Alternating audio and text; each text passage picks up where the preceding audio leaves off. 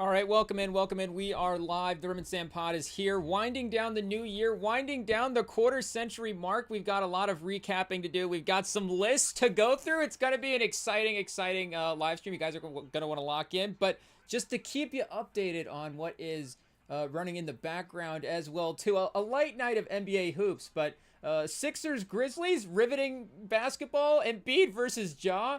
You know, Ayo, speaking of, I guess, 21st century superstars. I mean, make no mistake, we're going to look at some stats. I mean, Embiid's name it'll show up. It's undeniable, at least the statistical, stuff that he was able to do. I know there's going to be, unfortunately, there's conversation around a conversation that happened with this, like literally a conversation about a conversation that happened regarding Joel Embiid. I guess, it's not, right, now here we go. We're just, down the Joel, pause, but, down a Joel Embiid, rabbit, it is what it is. We gotta, talk about our guy Embiid because we are pro Embiid on this pod. So, but, is it fair to say that, like, Embiid did nothing wrong? But, I guess we look back at that MVP season, it's like, what did Embiid do? Embiid himself didn't really, I guess, I guess we'd have to go back and see because, obviously there was narratives being played out in the media. I don't know if it was media only or if there was some kind of influence. I guess we'd have to go back and double check that stuff. But hey, at the end of the day, again, the numbers that he was putting up were crazy. So was MVP like 2% rich? We're not gonna be the ones to sit here and say it again. We're pro Embiid. So, and his numbers, he's been cooking lately. I guess. I don't know if he's the defensive center that he's in. They've given up 70 points in this half to the Grizzlies, but falling away, I guess, drawing another foul. They showed his stat line earlier, and he had 17. And I feel like a couple nights ago when we had a Sixers game on, he had maybe like 27, almost pushing 30 in that game. So again, the scoring, maybe it's starting to, bounce back for Embiid, but we're in the midst of bowl season as well too. So I know, we've got the college football playoffs firing up tomorrow. Our guys, is Whittingham coach? We were joking, when Whittingham got hired that he might coach the game for Michigan. He might coach the game. We haven't looked at the reports, but he's been doing the press conferences. We've seen him in the Michigan polo, so it's real. He's the coach of the team. I guess if he is the head coach of the team, why wouldn't? And the bowl game itself is not a playoff game, so yes, it is going to go into the history books for the record. I guess again, if he coaches the game, for his individual record, for the school, for other stuff, it does matter. It's a competitive game. You want to win those, but you want to win the competitive ones, I guess. But even the non-competitive ones, either way, it's a game you want to put down in the record books as a win. Make no mistake. But I guess if he had to say, hey, maybe. I'll just like stand by Biff Poggi and let him kind of handle the game, and then maybe just be a presence, be around. But if he's there, if he's committed, shout out. Of course, you'd like to see your head coach, I guess, committed. And I guess we know they leave before the bowl season, so will they join the team and coach for the bowl season as well too? And I don't know if there's some news we have to address for the NBA here as well, but we're seeing reports that. Our guy, Nikola Jokic is going to be out for, it looks like, at least a month. So the injury was some kind of knee injury, so no structural damage. Obviously you're going to take all the precautions to set yourself up for a successful playoff run. But in terms of him returning this year, that is definitely likely. But he is going to be missing, like we're saying, a little bit of time. And shout out. I know he has, missed some games, but he's been pretty healthy here for the majority of his prime run. And, obviously more importantly, especially when playoff time comes around. So, again, we haven't even flipped the calendar over yet this point to the new year. But his lowest total games played so far is 69 and 22-23. Ayo, so was that the 72 game season? I guess we're not good enough at math to figure it out, but yeah, it looks like it probably was. So I guess, well, no, he led the league with 72 games played in 2021, so it might be that one. But either way, 69 as your lowest total, it means he's hypothetically qualifying for awards every year. I guess he did start 55 games his second year. He technically as a rookie, I guess, didn't played as a pro as a rookie, but then so 14-15 would have been his rookie season, but then 15-16 played in 80 games, but started I guess 55. But yeah, 80 games, 20 minutes a game. So and again, hey, that's early Jokic. They don't even know what they have yet. So he's not quite getting on the court enough at that point. And I assume those 55 games are starting to get stacked toward the end of the season as well for that year. But this is tough. And I guess maybe the All-Star thing as well too. I'm looking at his basketball reference page right now, and of course the run of stars that they have on the years to correlate for that All-Star run. I know 32 games played at this point. I guess we did just get the first returns for the ballot. So if there's 2 or 3, I don't know how many, we don't get more than 4, right? So I don't know how many, opportunities he's going to have to get left off of voting cycles. But I would assume that 32 games of Nikola Jokic so far at 30 points a game, basically 29.6 points a game, which is his exact total from last year as well too. He was at 12.7 rebounds. He's at 12.2 this year, but leads the league in assists. Jeez. And he's at 30 points. I mean, I guess at this point, it's maybe not a hot take to say he could lead the league in scoring, assisting, and rebounding, but it's he could lead the league in scoring, assisting, and rebounding. This is crazy. And, especially the assist number here. Let me look and see. I guess we'd have to, Trae Young, games played, qualify. I'm trying to think of, Halliburton this year is out as well, too. I'm trying to think of guys who would be in that double-digit assist range, because I think even, Luka as well too, not even just LeBron, but even Austin Reeves. I get that he's hurt, but I don't know if he's like 12 assists a game as well. And I don't know if he's necessarily, he's more the 8 and 8, 28, 8 and 8. Yeah, he's at 8.6 right now. You have Cade at 9.6 assists and Josh Giddey at 9. But yeah, just thinking about the league, again, not a hot take to say that Jokic is the best passer in the league per se, but just the ability to put up, like we're saying, that crazy assisting number. There isn't really another guy that I think could get there. Trae Young is at 8.9 this year. So again, he's only at 10 games played, but 28 minutes a game in the game that's played. So I guess per 36, I don't know, we have to start checking that stuff out. Westbrook, he's getting some run this year in Sacramento. He's at 7 assists a game, so shout out 7 and is it a credit to Westbrook that he's able to find 7 assists in the Kings? Hey yo, we got him, chat. We're locked in. Davion Mitchell is at, where is he at? 7.4. Shout out. And Jalen Johnson's at 8.4 assists per game. Hey yo, our guy Jalen Johnson, 23, 10 and 8, 10 rebounds, 8 assists is crazy. I didn't think he was going to be an 8 assist guy, but that is, I think we were talking maybe, 25, 10 and 5, 6 assists a game, got the playmaking potential.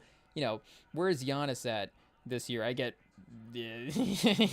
speaking of finding assists on your team, maybe a little bit different for him. Is he not already qualifying for some of the stats? Wait, where's LaMelo at for assists? 8.4 for our guy LaMelo. Kevin Porter Jr., 7.6. So I guess in 14 games played, he would be top 10 in assists. Steph Castle is in the top 15 at 7 a game as well, too. So the top 15 would be 7 or more a game, and then there's a couple at 6.9. But yeah, I guess Giannis is at basically 6 a game this year. So that would, with Jalen Johnson being that kind of playmaking forward, would seem a little bit more accurate. But that is pretty impressive. I mean, he's directly in the assist rankings behind Luka Doncic.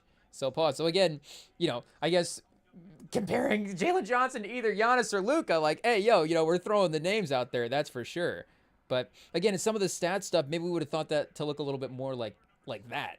Even pause, a mini version of it. He's not quite the specimen that Giannis is, but still, for him being more in that playmaking forward stuff is pretty crazy. But I guess Giddey could up to 10 assists or so a game for sure. But Jokic at 29.6 points per game this year, and I get Shea's going to be, Shea's at 32, Doncic is at 33.7, Maxi's at 30, And then Jaylen Brown's at 29.7, so he's a tenth of a point ahead of Jokic at this point. And Jokic is a tenth of a point ahead of Donovan Mitchell, who's a tenth of a point ahead of Jalen Brunson. So we got a run of guys there at 29. Edwards at 29.1. So a couple of years ago, we had, was it like 7 or 8 guys at 30 a game there? But we're right there at that again.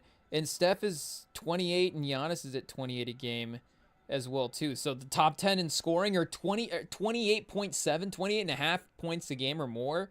And all of them could, be 30 points a game. I guess Brunson maybe hasn't really done that in a regular season yet. But again, he's probably been 28, 29 right there. Yeah, 28 sevens has been his highest total. I guess I don't know if Mitchell has technically, hit the 30 mark for a season. But he has been on a little bit more, having some other playmakers, some shot makers with him in the past to kind of maybe take the stats down a little bit. But he was at 28.3, I guess, would have been his highest. So Brunson over Mitchell. I guess that would have been, is that a fun trivia question? Who has averaged the most points per, who has the highest point per game total average for a season in their career, Donovan Mitchell or Brunson? I mean, again, maybe not super surprising. Brunson, I think, is a guy that we might generally rank higher. But in terms of just scoring, I think Mitchell's points per game would be something that we could see being a little bit higher up in the stats for sure. But, yeah, so I guess, it's going to be tough for Jokic. And, like we're saying, he could do it if he gets it in a selfish mode, in a way, quote-unquote selfish mode. I mean, could he not score 35 a game if he needed to? But, again, to the credit of the other scorers in the league, Jokic would have to really lock in from a scoring standpoint. And then what would that do to his assist number? Probably not too much. He'd probably just find, somehow create more assists somewhere else. And like we're saying, the next highest guy is at 9. So even if it goes down 1 a game, doesn't seem like too much, but, still has a little bit of leeway to play with. So did Wilt, I know Wilt led in everything, and I guess Jokic hasn't led in points yet, so he hasn't had the Wilt Chamberlain in everything, but I don't think Wilt did it all in the same season. Did he? Hey, pause. I mean, maybe if we're talking about something else, maybe Wilt did it all in the same season. I'm not sure. But, in terms of leading the league in all the box score stats, he's pretty close in a couple of these. I'm guessing maybe he had 8.6 assists in 76-78. So I guess he doesn't have a bold for the assist column. It's like that's like the myth. You're like, okay, Wilt Chamberlain just led the league in assists one year, but I guess he didn't. I guess that's why it's a myth. Ayo, what happened? Do we have to go back to this year? Oscar Robinson, 9.7. So I guess Wilt Chamberlain never actually led the league in assists the year before that. What happened? Guy Rogers, 11.2. Shout out to Guy Rogers. But I guess the 20 rebounds a game and then the 50 points, maybe that makes it seem like he leads the league in box score number overall. That's for sure. But I guess could Jokic be the first to lead the league in all three? That would be crazy, and would of course continue to up his name in the 21st century player rankings. I don't know if we just pivot right into that, but I was trying to do like a draft, over text with Sam for like 21st century starting lineups. And then of course we got busy at the restaurant at work and then fell behind in the draft that we ended up creating. But speaking of Jokic, I was kind of creating the draft to get a lineup with Jokic. We ran, I guess in the last live stream, we did a 21st century NFL lineup, and then we ran that against an ESPN lineup. So we had to pick our guys. I guess we didn't have to, but we had to pick our guy. We chose to pick our guys that were not taken in the ESPN 21st all-century team. And, their team was stacked, but they also, in a clickbaity hot take way, they left some guys on the table, definitely at the running back spot as well, too. Our running, again, we're trying to make it a legit simulation. We were able to get Tomlinson, Peterson, and were we biased? And did we take Edgerrin James? I don't remember. I guess I'm remembering that we did, but maybe that's not actually what happened. But the fact that we got Tomlinson and Peterson was pretty crazy. And we wanted to get Brian Dawkins. Unfortunately, Brian Dawkins went to Team ESPN, and they also had Brady and Mahomes, which means, at the end of the day, they probably win the game. But in the simulation, ChatGPT said that Mahomes subbed in for Brady in the fourth quarter in overtime and won the game for him. So, we had Mike Vick as our quarterback. I don't know if he gets extra credit for playing the whole game. We didn't have, Brady got benched. Mike Vick didn't have to get benched in the game, but I guess, unfortunately, the ChatGPT didn't give us the win. It is what it is. So we've got to run it back with a basketball game, 21st century all basketball game. We were like, okay, let's see if we can win a game against Team Sam over here. We'll go Rem and Sam pod, an intramural match. I guess intramural matchup. I guess we don't necessarily control the NBA, but it'll be us as team captains picking the lineups. And I guess Jokic. Can we say Jokic was our Brian Dawkins? He was the sneaky guy. We wanted, not sneaky, but the guy, one of the star players that we were really hoping to have on our team. And of course, I guess to lay out the draft. And again, we were like just throwing this idea over Texas Sam last minute. But so I was kind of speeding up the draft process. I gave ourselves the first pick, I guess, to start reviewing the lineups as well too. I gave myself the first pick, Team Rem the first pick. We got Tim Duncan number 1 overall. He was still on the board with the number 1 overall pick, just like in the Oh, they tried to silence us when we were taking Tim Duncan number 1, but we got him number 1. So we gave Sam LeBron number 2. We were generous enough to have him draft LeBron number 2, and then I guess Steph was also our Brian Dawkins in this draft as well too. I don't know. Hey yo. So we wanted to really get. I wanted to have the lineup.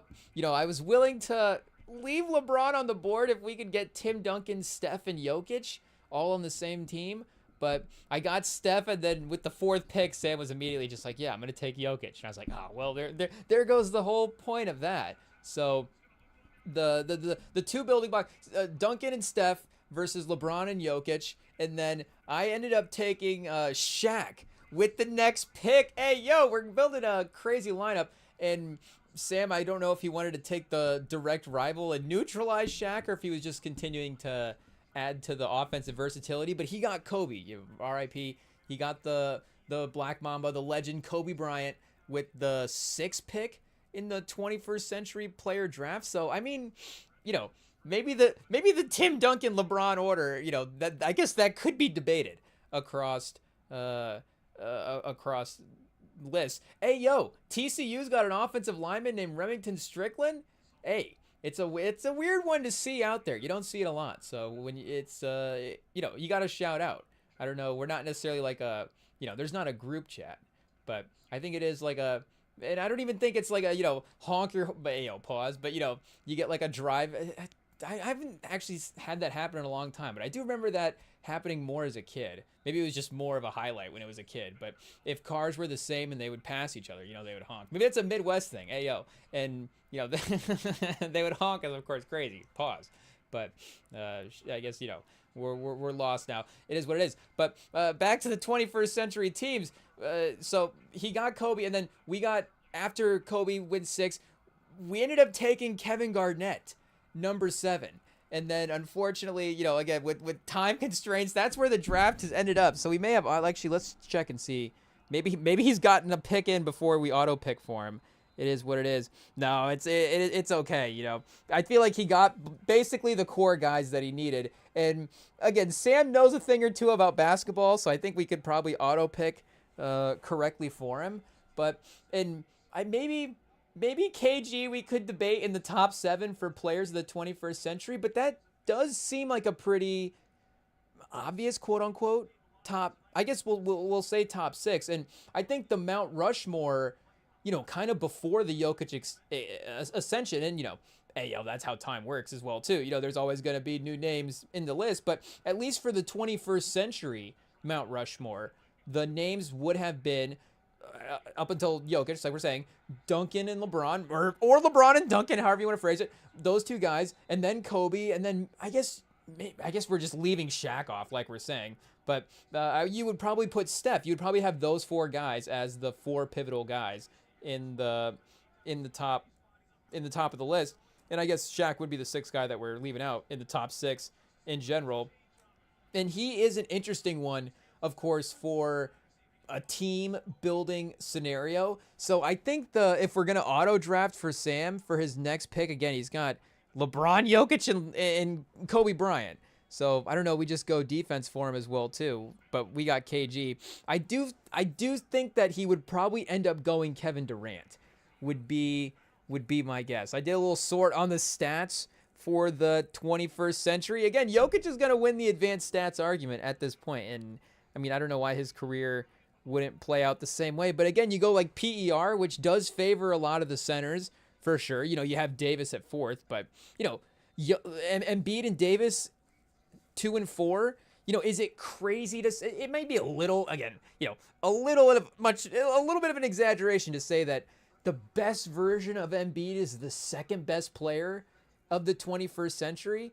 But that does get, of course, a little subjective from time to time. We're just talking, you know, basketball talent, like for a moment, for a glimpse, like if we could just throw on highlights for one Embiid game and just go, you know, pick a game, who was playing the best, what does the best version of a player look like? You know, again, Embiid's obviously as dominant as you're going to get with him being a defensive center and then just a physically imposing post-up guy, and the way that he can affect the game defensively, maybe, you know, and again, we've obviously tried to give Jokic more credit as the years pass, as he is a good defender for, you know, being an anchor in the middle there, but maybe not, of course, again, in the same way that like the best version of Embiid could be as well too. And the playmaking thing, again, I don't know, maybe Embiid's a one where I don't know if he 100% matched all of his skills together at the right time. Like the playmaking thing may have peaked right when the defensive thing was starting to, you know, turn the corner in a different way.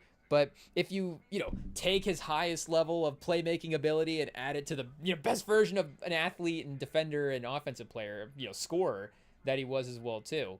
Like, and I guess you do that with any player. That could be terrifying. But again, for Embiid, that is pretty special as well. I don't know if he goes in this 21st century, you know, starting 10 lineup as well too.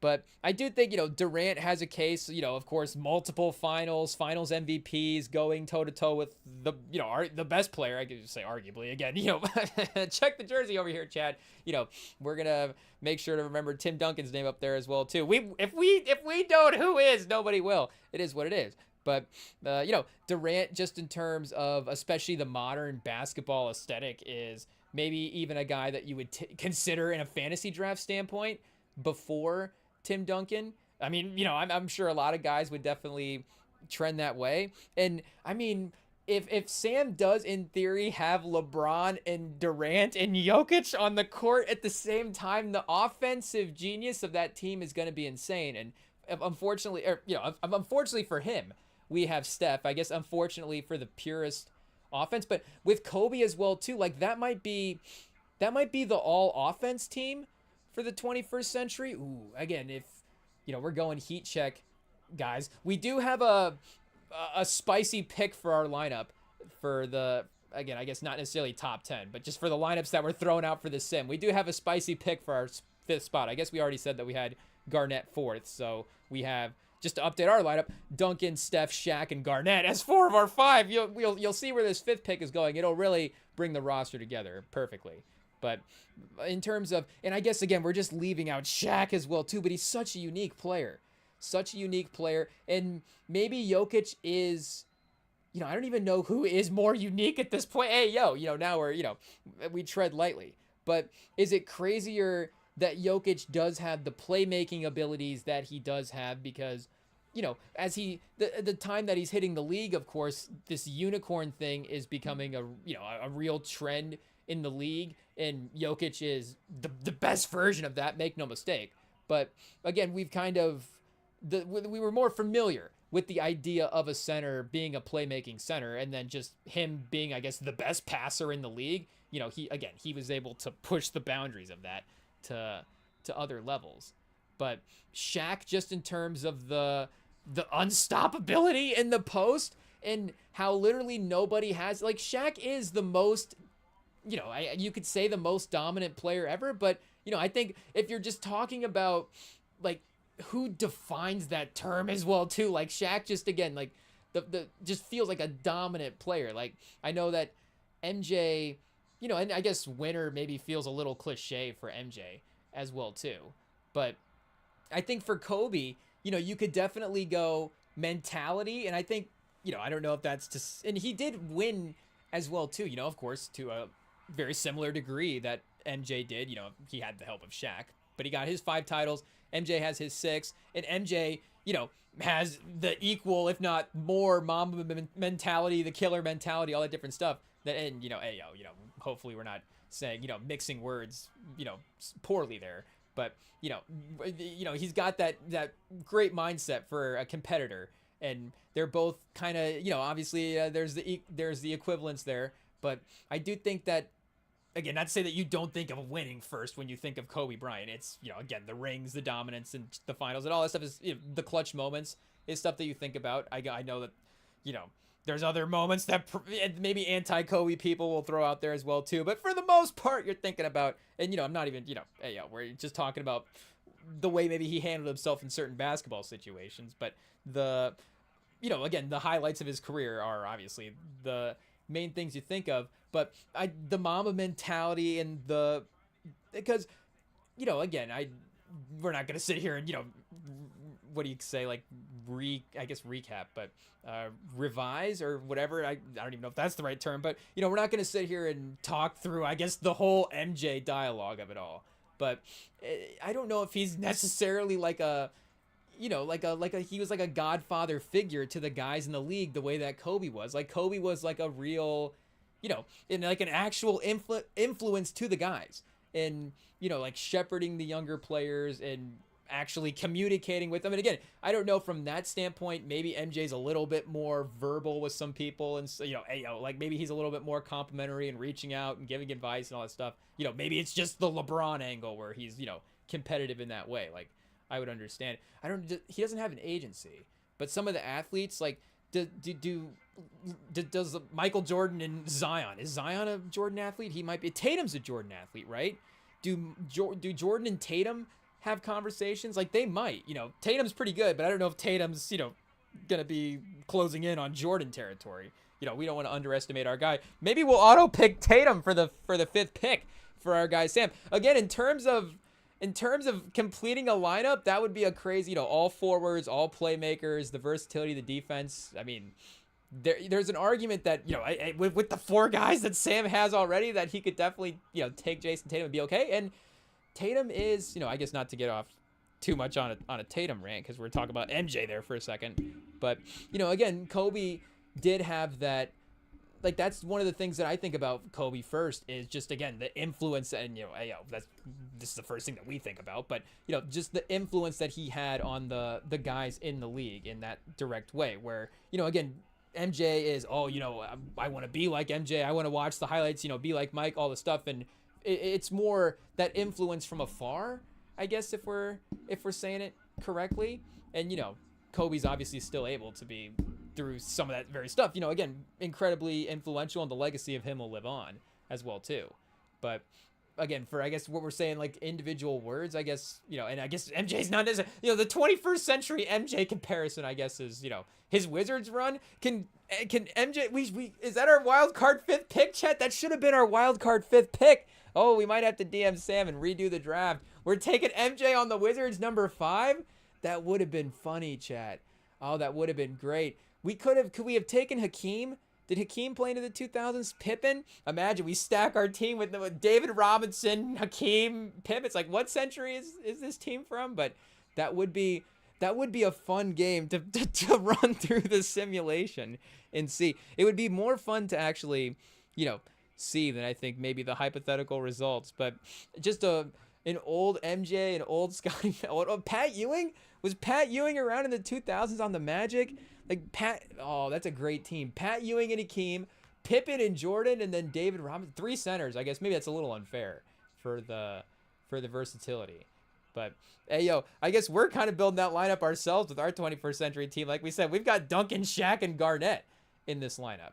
But I don't even remember. What were we saying for the words for for Jokic and stuff? I don't even. Oh, dominant for Shaq. That's what it was. We were talking about Shaq with his dominant offense. I guess shout out to Michael Jordan for working his way back into the conversation. But yeah, Shaq is, I think, the biggest, literally respectfully, pause in this whole thing.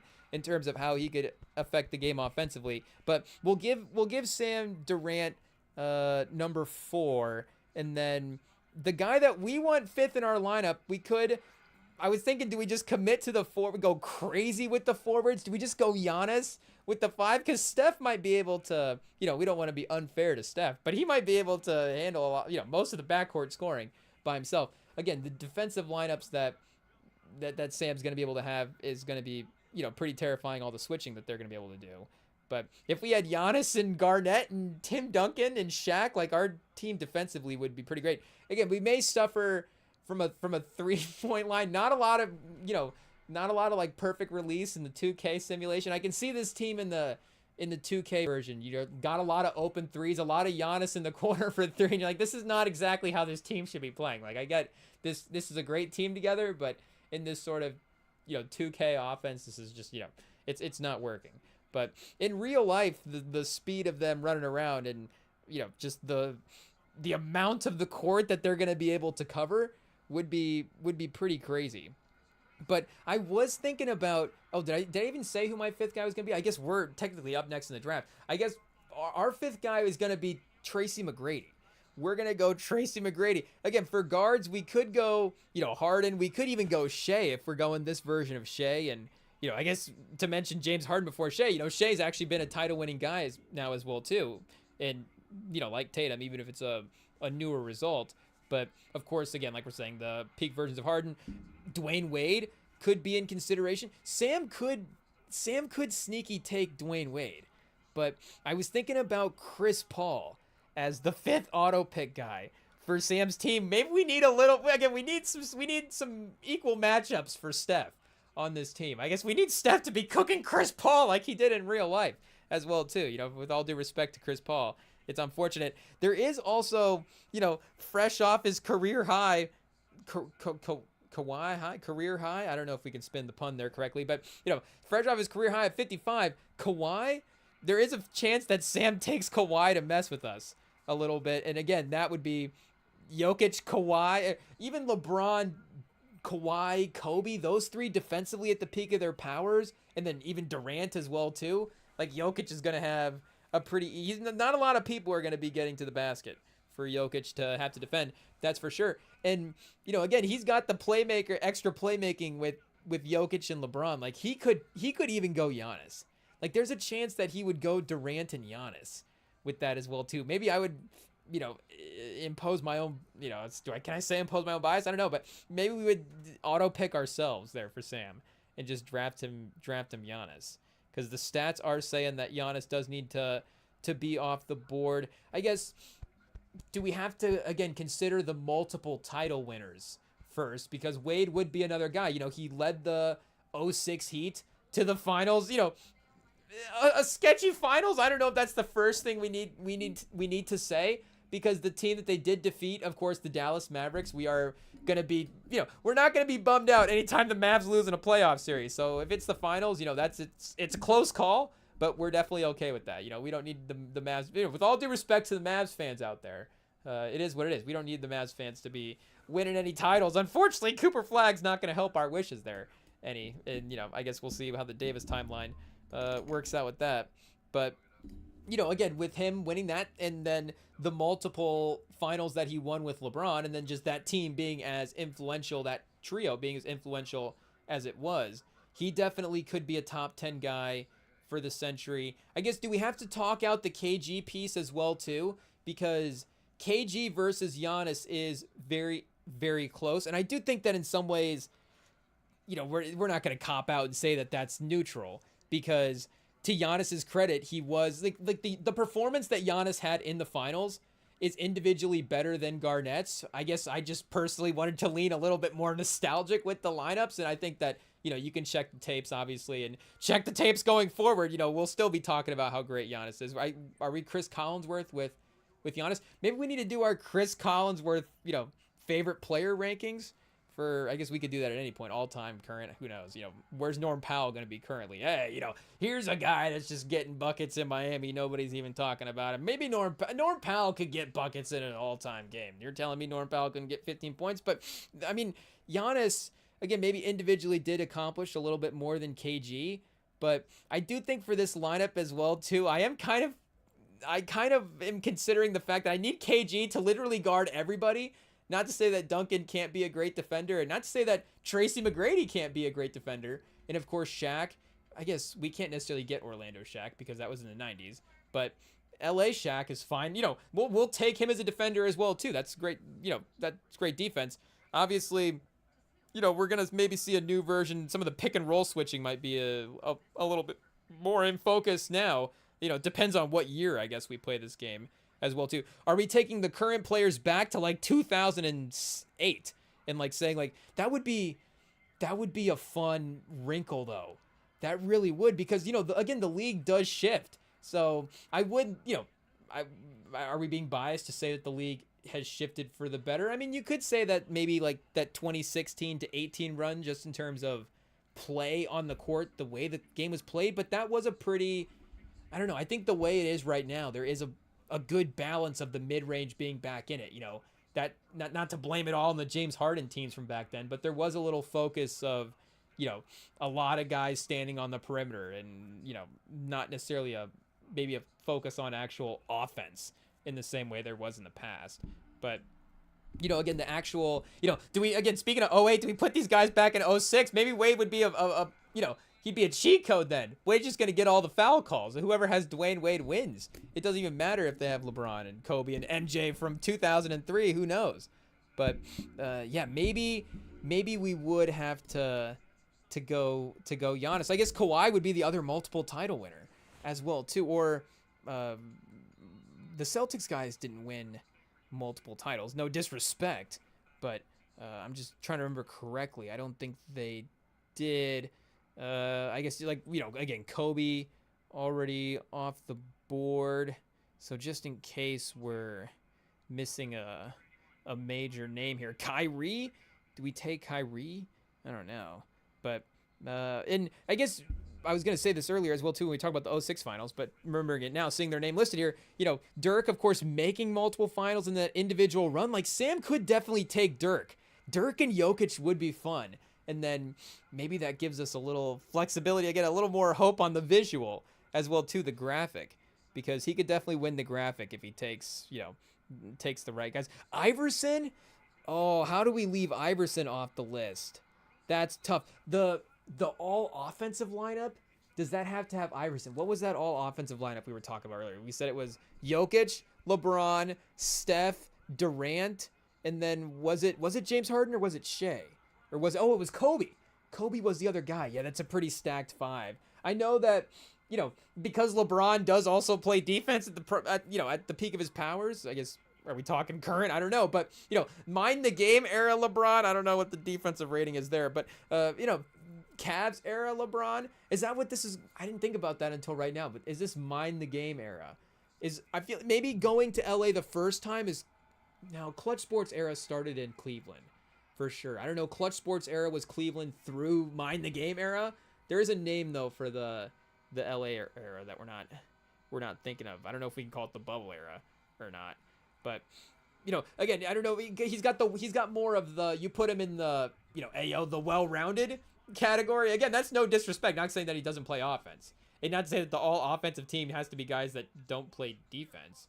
As well, it doesn't have to literally be the all offensive team. We're not the doctor from Arrested Development. Like, this team's gonna be all right. No, it's only left-handed players. Or I guess no, all right would be all right-handed players at that point. All left-handed would be another fun lineup to do as well too, because maybe our guy Ginobili has to be one of the 5 best left-handed players of the 21st century. There's no way he's not. Again, James Harden's probably number 1, but Ginobili's number 2. And then there's probably a couple other obvious ones that I'm not thinking of as well. But maybe so we got what? Dirk, Iverson, or who was the other option? I don't even know. That's an interesting would you rather for a lineup. That's for sure. I guess Derrick Rose an MVP, not a finals winner. But and then I guess, do we have to leave the Pistons guys out? We can't necessarily just pick the whole lineup as like the bench for the team. Can I take the 03 Pistons as my bench? So I just sub in Chauncey Billups. That would be kind of fun though. That would be fun. If my starting lineup was Shaq, Duncan, and Garnett with Curry and T-Mac in the backcourt, and then my bench is the 0-3 Pistons. I have Chauncey Billups, Rip Hamilton, Tyshawn Prince, and the Wallace twins. That's a pretty legit team. It goes with the defensive theme as well too, and then just Steph in a crazy defensive team would be pretty nuts. Do we take, maybe we need a list of, or we need a couple of guys of like the what if spots, the respectfully the what if spots. But I know Sam would take Derrick Rose with the first pick there, and then I was look at that Suns team. I kind of want Amari, and I don't even know if Amari is necessarily a what if. Like you look back, and Amari had a really good career. Like let's see, well, I mean, is Amari in the Hall of Fame? He might be in the Hall of Fame at this point. I'm not sure. 6-time All-Star. I mean, 5-time All-NBA. He's definitely gonna get in. That's not even a joke. Like that's kind of the baseline threshold to make it. So, I mean, 25 points a game at the peak of his powers, multiple top 10 MVP, second team All-NBA finishes in there. I guess, did he get first team All-NBA? He did. 06-07, 20 a game that year, 57% from the field. But he was 6 in MVP voting, 25 points, 9 rebounds on almost 60% from the field in 07-08. So Amari's just a fun, like, again, just guy that you want to have on the floor in this game as well too. But I think maybe if we're going with Sam's heart, Tatum probably would be the pick. And I guess looking at his name here, was we got the Rookie of the Years listed as one of the columns. Wembanyama is like a factor in this lineup. If we were taking full teams and going 15 or like 12-man rosters, and we had some bench spots, some versatility. And again, we weren't necessarily just purely focused on legacies. If we were focused on the basketball on the court stuff, it's undeniable, like right now, that if the rest of the aliens show up for Wembanyama, if this was him scouting it out, is this like a rival? He's like the first alien, and then if the rest of them show up and the NBA stops, it's undeniable that in the first couple of years of Wemby's career, that he is one of the most impactful defenders in league history. Again, to the degree at which that plays out in the legacy, we'll see. But if you just have him on the court in any of these matchups, he's insane. And again, if we're sticking to the 21st century as well too, like you don't get to have Kareem as an option. You don't get to have Hakeem out there. Like Hakeem in Wemby, Wemby year 3 is pretty good. Make no mistake. Like we're talking pretty highly of Wemby right now. I'm pretty sure we throw Hakeem out there against year 3 Wembanyama, and Hakeem's gonna cook. It is what it is. I'm not saying Wembanyama's going to get Wembanyama's going to have a quarter. He's going to get a couple of blocks, maybe even early on. If the game's in San Antonio, first couple of possessions, they go to him. Wemby blocks one of them. But I could see like Wemby blocks the first one, and then Hakeem gets it back. Maybe the ref gives him a little extra physicality, lets him get away with a little more. And then maybe it's even like a pretty good putback dunk as well too. But you could see kind of a win one, lose one, and then maybe Hakeem gets just really cooking in the fourth quarter. Like Hakeem hitting fadeaways over Wemby would be, crazy to see. I guess, do we just go back and look up David Robinson highlights? I'm not sure. Hey, yo. But yeah, do we have to actually sim the game at some point? I think our lineups are going to be, Team Sam's going to be LeBron, Jokic, Kobe, Durant, and Tatum. And our team's going to be Duncan, Steph, Garnett. Who else do we have? Tracy McGrady and Shaq. So, like we're saying, Shaq is either going to put up 40... Jokic is either going to be completely helpless, or he's going to just be diming Shaq up the whole time. And that would be just from, Shaq the next day after the 21st Century game on...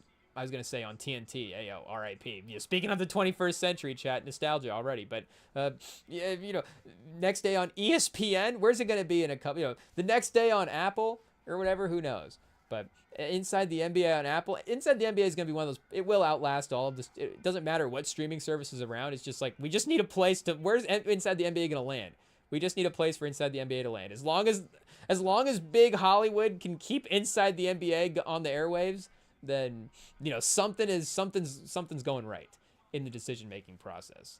But yeah, he's gonna be the next game. Well, actually, Jokic is pretty good. I don't know, but I don't know how he'd be able to talk some of the talk. But I think there's also again a world where he goes out and he's just like, people are talking about if Shaq just like wakes up and it's like he's in his prime, and gets to go back out on the court and play. I mean, maybe that's how Shaq probably wakes up every day. Honestly, it is what it is. I mean, he's Shaq.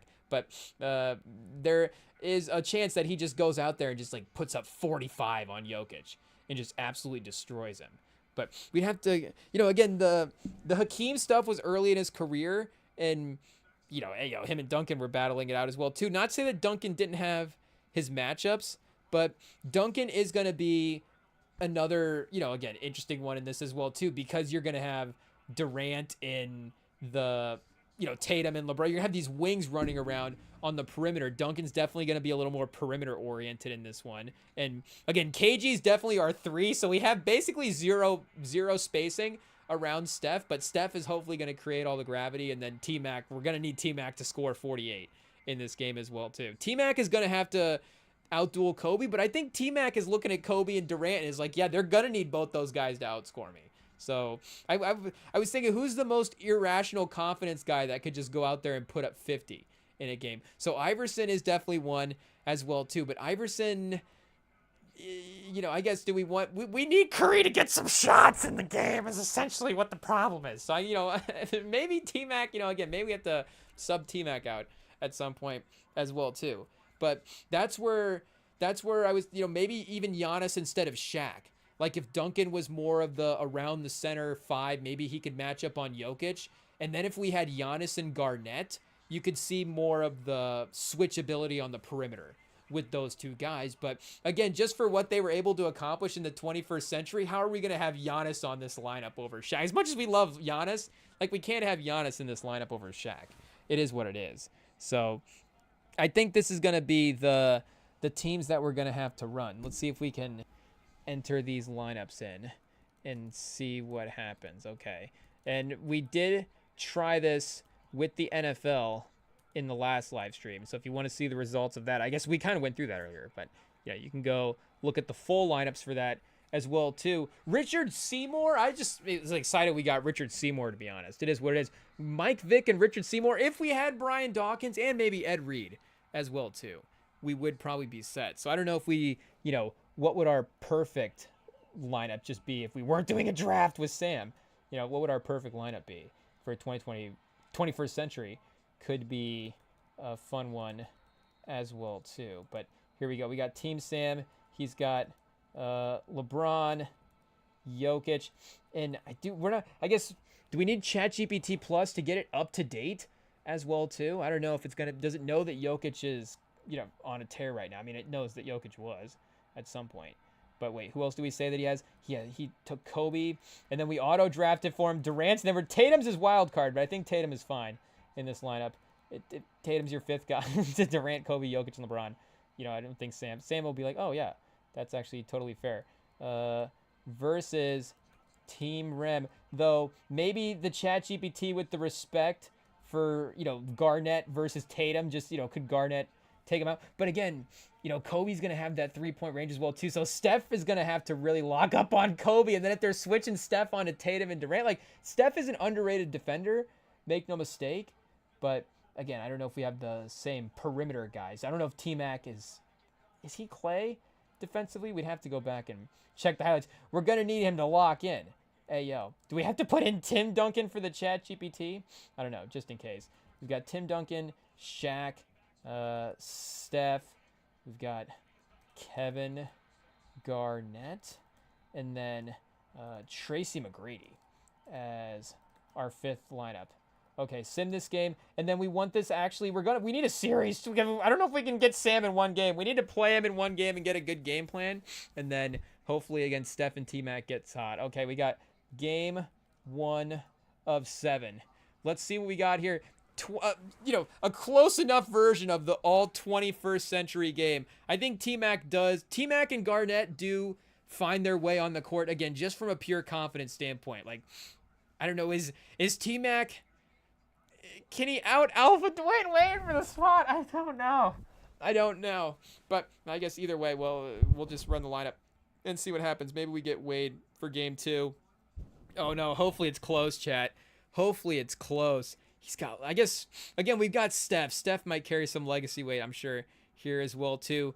Oh, first quarter. Team, I don't know if we need team names, but Team Rem, dominant inside AO. Shaq establishes deep post position early, forcing double teams. Duncan and KG control the glass. Steph hits 2 early transition threes. We're cooking, Chet.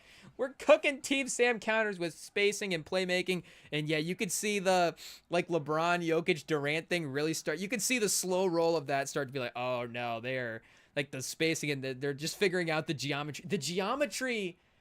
The problem solving of LeBron and Jokic on the court together. Like, again, I don't know, we tread lightly, but maybe we don't even have to as well, too. Like, I do think that, well, I don't know, because, we do credit LeBron for his playmaking. I mean, we credit LeBron for everything, make no mistake, deservedly so.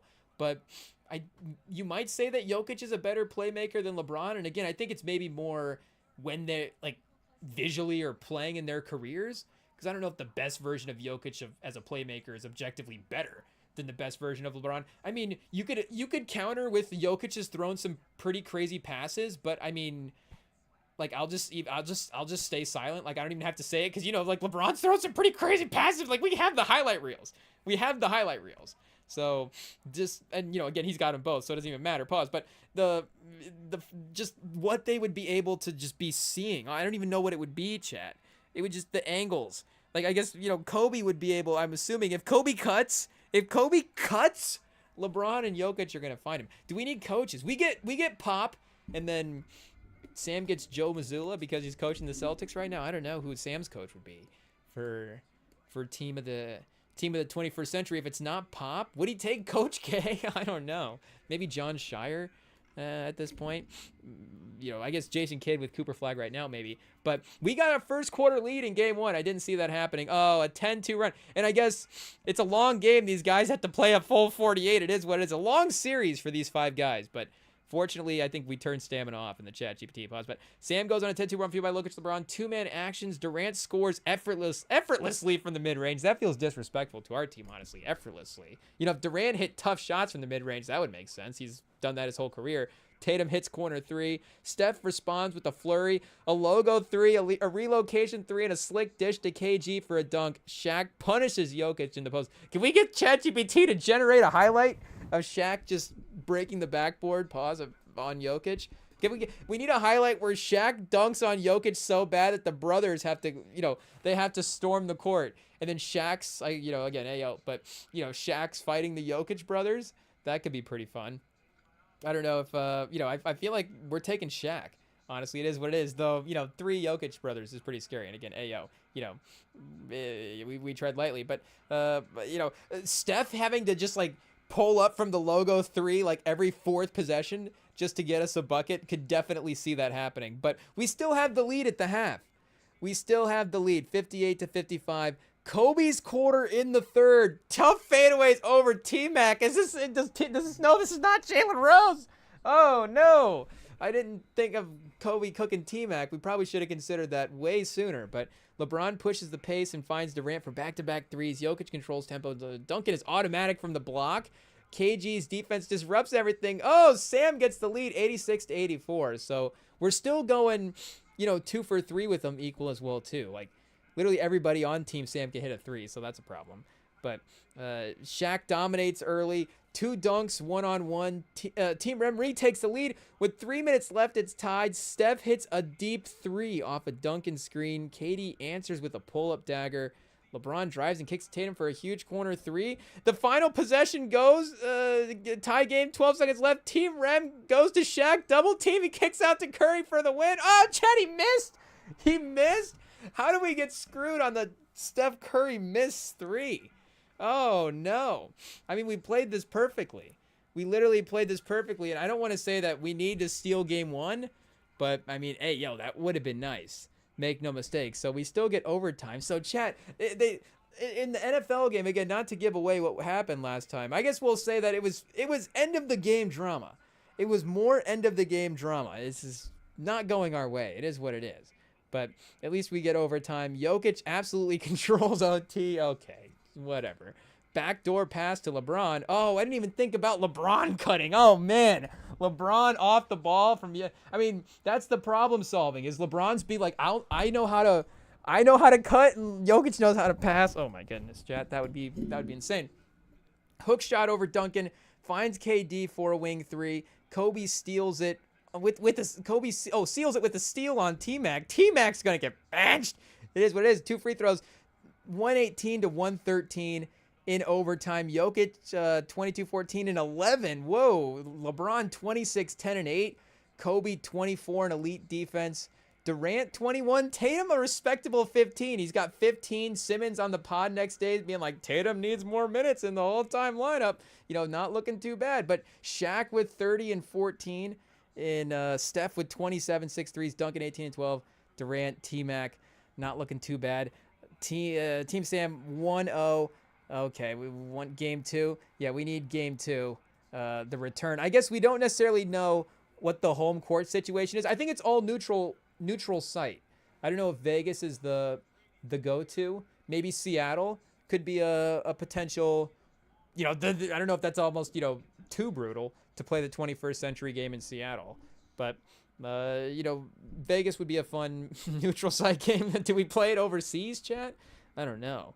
But game 2, KG assigned full-time help on Jokic. Steph runs more off ball to avoid Kobe pressure. Shaq seals early every possession. So Shaq, basically, we have to go watch tape of Kendrick Perkins on the Thunder and be like, okay, we got to get Shaq involved early. How would Scott Brooks run this offense and see what happens? But LeBron attacks Steph and switches, faster pace. Kobe shadowing Curry late. First quarter, once again, we dominate the first quarter. So, they're keeping us engaged with some early leads. Team Sam closes it with KD shot making. LeBron downhill attacks. Second quarter, the game slows and favors Jokic. He dissects double teams with perfect timing. Tatum gets loose in transition. Kobe heats up with a mid-quarter with 3 straight buckets. But defensively, Team Sam can't stop the paint. Oh, so we're really punishing pause this game. 66 to 59 at the half. Minimizing some of the threes as well too, maybe. But third quarter, this becomes a defensive war. KG and Duncan swallow the lane. Whoa! Steph struggles with Kobe attached to him. Jokic, LeBron keep Sam within striking difference. I guess me and Sam aren't. Like we said, we're team captains, so I guess we're coaching. Pop's the assistant. Pop's my assistant coach. Oh no! I guess no pressure. But end of the third quarter, we still have a 3-point lead. And then an 8-0 run to start the fourth. So Curry early. I guess, again, there's no subbing in, no minutes rotation here. So Curry's just immediately back to start the fourth quarter and goes on a run. 1:10 left. Oh, Sam somehow takes a 2-point lead with 1:10 left. Team Rem isolates Tim Duncan, hits a bank shot to tie. We're going to overtime again? Oh, no, chat. No.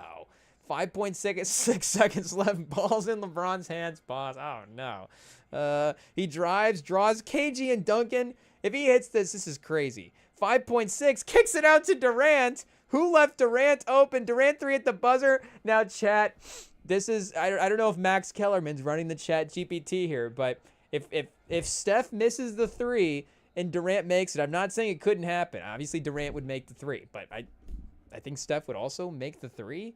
So let's watch Sam hit 3 and lose. Final score, Team Sam wins. KD 3 at the buzzer, I guess, was the result. I didn't know if that was the attempt. It is what it is. Either way, it didn't even have to. It's just like he's making it. It's automatic. So Steph, we have the greatest 3-point shooter of all time, and he missed a game-winning 3. And I guess Kevin Durant, shout out, he's able to make his. But Steph in this one, what did he have? 18. Shaq with 32. So again, Shaq is our MVP, I guess. I don't know if he's messing up the geometry of the court. We don't want to blame that. But Durant 28, Kobe with 24. He might be the series leader now if he's going to be consistently that 23-24 and just elite defense. Copy and paste. LeBron 9 assists. Jokic 17, 12 and 8. Tatum with his 11. One game 3 at a neutral court. Yeah, we might have to. Or should Team Rem unleash small ball? I don't know if we have small ball at all. We got 3 centers in this lineup. It is what it is. We have to run it. Game 3, chat. This may be over soon. We got to win game 3. There's no way they're going to get up 3-0 on this team. Same starting 5 yet. We're trusting the chemistry. KG at center in late stretches to pull Jokic away from the rim. Oh, ChatGPT throwing some heat. I mean, we have to do anything, chat. We got if KG is at center, is Shaq our a stretch 4? Is he our 3? Speaking of corner 3s, is Shaq going to be in the corner? I don't know if we need a maybe baseline cutting. I don't know, but it's the same starting value. LeBron, primary defender on T-Mac. Oh, chat. T-Mac hasn't even been getting on the stats. I guess 14 in the last one. The disrespect. Should we just tell ChatGPT? No, actually, T-Mac is on fire in this one. What just happened to the bowl game? Somebody got excited. Oh, TC almost got a touchdown. Ayo. 10-7 USC. But once again, the most dominant quarter is Team Rem in first quarters. Team Rem again in the first half. So they're really killing us in the second half. It is what it is. Third quarter. Oh, this might be our game. Oh, this quarter belongs to LeBron. Chase down block on Curry. Oh, I wonder where it got that idea from. And one dunk in transition. Bullet pass to Tatum for corner 3. Every time Sam throws, Steph answers. Duncan dominates Jokic on the block. Yeah, that's what we like to hear, chat. That's why he's on the team. Jokic can't do anything about it. Fourth quarter survival mode. Steph hits his 7-3 to push the lead to 11. Kobe responds with vintage footwork. Durant adds a 3. Jokic orchestrates. With 2:30 left, it's a one-possession game. Chat, this is an intense series. This is not a series where we're winning by 20 both ways each game. It's every game down to the wire. We've got KG strips Jokic in the post. Finally, the defense coming into play. Duncan hits a clutch bank shot once again. Curry, another dagger 3 from 30. So Curry from 30 is our best offense so far. It is what it is. Final score, 114 to 116. Finally, Curry had to get 41, Duncan with 22, and Shaq with 20. So that's really what it is, obviously, but Curry is going to need to be the focus of the team offensively. And again, it's going to be difficult when we have 3 centers on the team, but somehow I guess we're going to have to, our assistant coach, Greg Popovich, is going to have to really start cooking here. It is what it is. Momentum has shifted. Oh, we like to hear that. We go into game 4 and the series feels like it has new life. So tension at its peak. This is that, of course, do or die could go to 3-1. And then, they have LeBron. So I guess we're not going to be making the 3-1 comeback. If it does happen that way, we've got Steph. So it is what it is. But the 3-1 thing is not in our favor. Though maybe, Steph needs it the other way around. Pause. Whoa. Hey, yo, we might have to go to break. I'm not sure. But pregame chess move, double Jokic on every post touch. Oh, chat. We're going to be leaving Tatum and Durant open. We're going to get cooked. Shaq plus Duncan together for physical dominance. So that maybe if there's some steals out of those traps, that could happen. Kobe starts aggressive. LeBron plays point forward full time. KD stationed weak side for punish 3. First quarter, physical and brutal. Can we let ChatGPT know we paid off the refs? Hey, yo, we need some free throws going our way. Shaq sets the tone. Duncan hits some bank shots. KG battles Jokic. And, Sam finally wins the first quarter, 30-27. In game 4, second quarter, LeBron controls masterfully, and Sam goes into half with a 2-point lead. But Steph heats up late. 2 threes off of relocations and a floater in traffic. So third quarter defense intensely spikes. KG strips Jokic twice. Duncan walls the paint. Shaq dominates short stretches. Yet Team Rem run is every Team Rem run is answered. Oh no, that's not the right way we're reading it there. Turns out it's not good for us. Kobe fadeaway. KD pull up 3. LeBron and 1 drive. So 2-point lead for Sam at the end of the third. Fourth quarter, Kobe takes over. Chat, I don't know if we've had a single takeover from any of our guys in 4 games. It is what it is. I mean, Steph, I guess, with the 41, but it hasn't specifically been like, and this is the moment Steph decided to flip the switch. But I guess it has a couple times. We're just losing. It is what it is. But wait a second. Spoilers. 5 minutes left. Kobe takes over. Steph responds with 2 deep threes. Final minute. Scored tied once again. In the final minute, the amount of tied game. This might be an all-time record for a finals. LeBron drives, draws 3 defenders. We've just committed to double and triple teams all the time. The defense is just fly around. If you can see a guy on defense, go guard him. Pause. I don't know. But there is no strategy. There's no switching. It's all out the door at this point. We're just hoping the athleticism can win out at the end of the day. But Steph responds with 2 deep threes, ties it, scored tied. LeBron drives. There are 3 defenders. Kicks it out to Tatum, corner 3.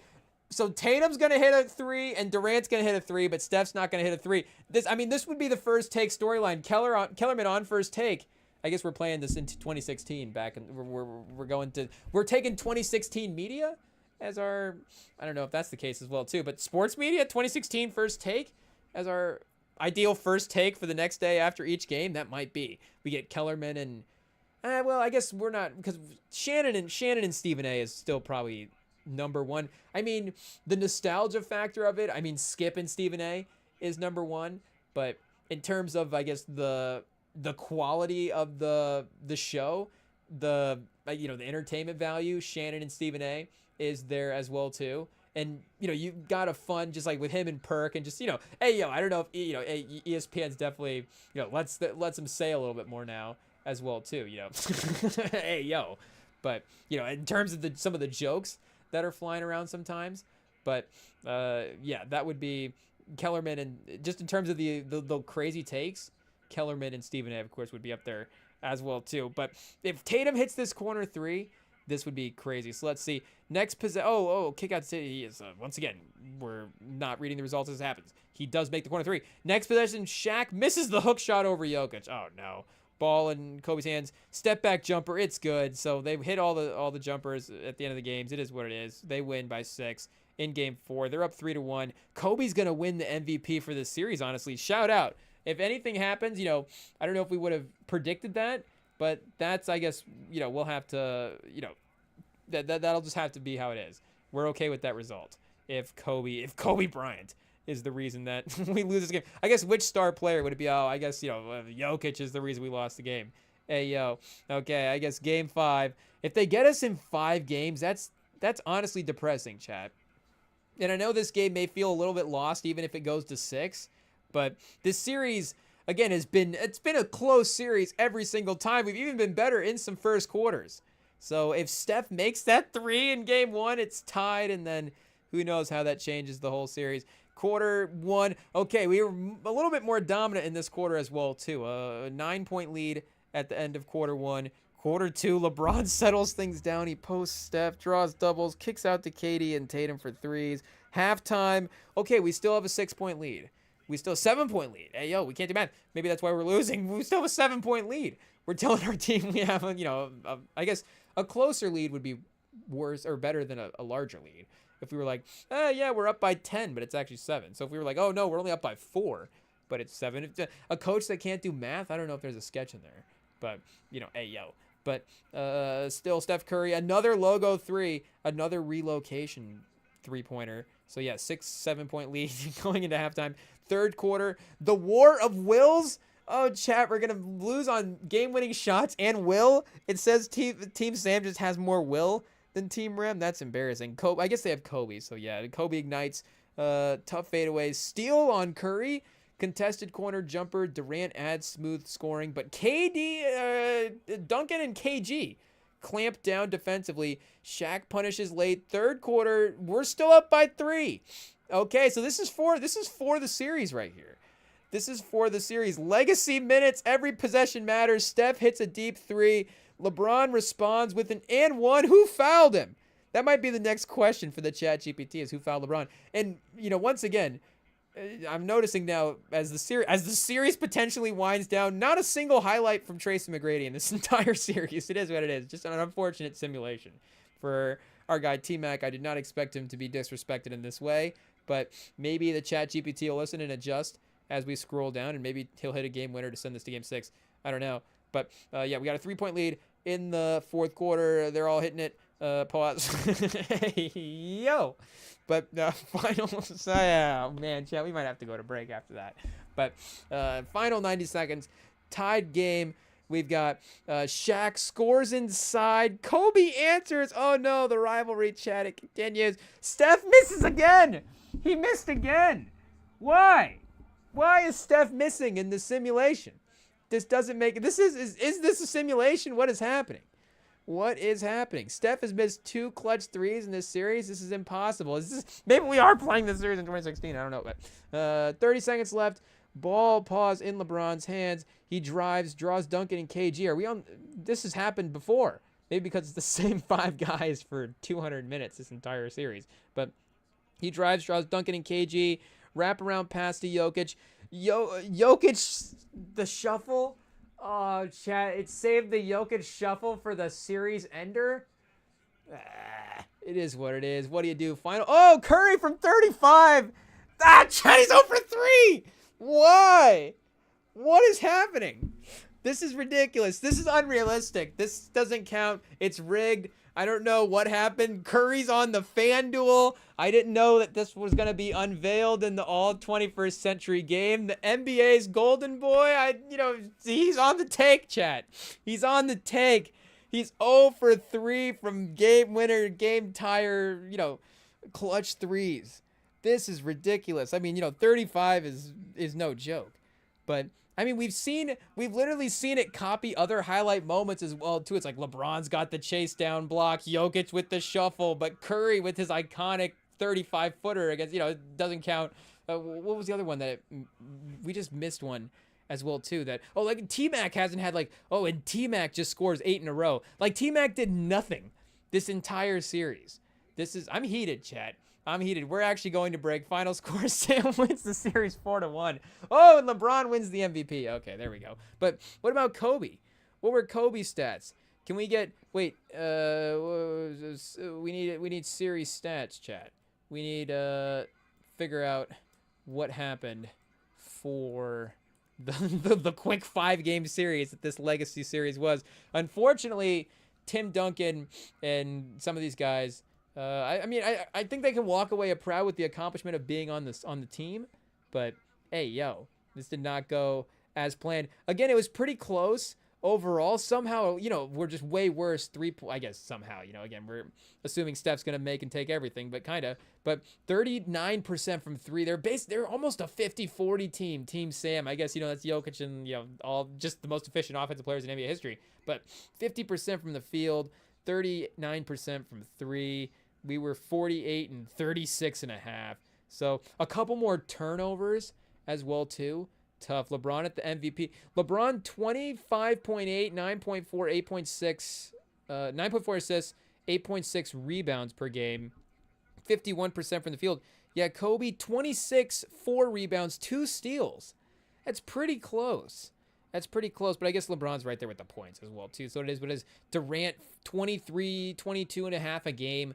41% from the field. Jokic, 18, 12, and 9, 63% from the field. Tatum, his sneaky 11 and 5 rebounds a game, 39% from 3. And then Steph, like we said, our leader, series high 9 threes in game 3, but 30 points a game almost for the series. He was 44% from 3. So yeah, we did have Duncan and KG, and unfortunately, T-Mac was not, playing well in the series. It is what it is. 14 a game, 4 rebounds, 4 assists. Advanced stats. Whoa, clutch net rating. They were plus 12.3 in the clutch. Whoa, this is informative, chat. Very informative on the all-time ranking side of things. Paint points, I guess we dominated there. They got the 3-point differential. It doesn't look great. We got to ask though real quick, why did T-Mac struggle? Because not one game in even 5, even if it was a shorter series, would feel like something that would have happened. Why T-Mac struggled in the series? T-Mac drew LeBron and Kobe LeBron early and Kobe late. Okay, it's fair start for the case, but this is a matchups of the greats. It is what it is. LeBron took away the straight line drives with strength and anticipation. Kobe denied catches, bodied him on cuts, forced tough pull-ups. I mean, T-Mac what has T-Mac never hit a tough pull-up in his life? Hey, what's going on here? 2 of the best wing defenders ever. T-Mac, one of the best offensive players ever. I don't understand. T-Mac is at his best when he controls the ball, probes, isolates, and builds rhythm. But Team Rem needs Steph high usage, Shaq and Duncan demand touches. KD operated as high post hub. So, see, like KG of course was highly, peak of his powers, was carrying that Minnesota team. So, if it is pulling, pause. Like if it was directly from the stats, then not say that would be a bad thing. But I think that Duncan, of course, I mean, even Steph proves that he could adjust with, KD. But I don't know if Duncan demands touches and pause. And I don't know if KG, if again, we're going to be running the entire offense through KG. I think it is going to be needing those guys flying around defensively. And, if we're being honest, is Duncan do we need some more 3-point versatility there in that spot as well too? Would we go KG and Giannis and Shaq?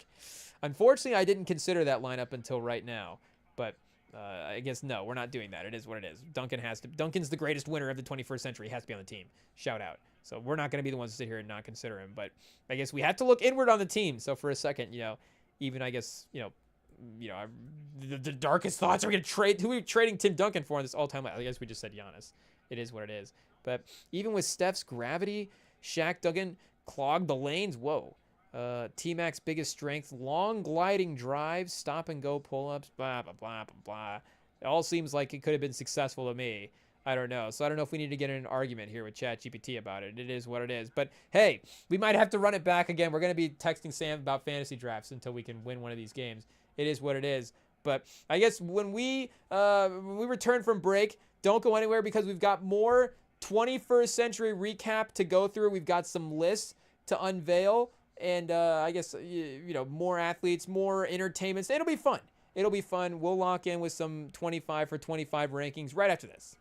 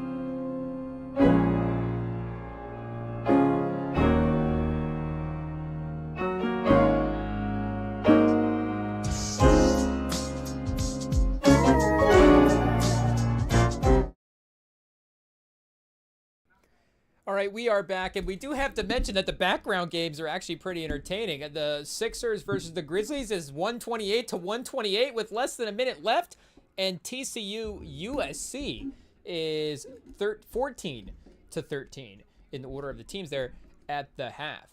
So both games competitive. Corner three for Philly. Oh! Off the back iron. Embiid not able to quite secure the offensive rebound, but they might get him a jump ball situation.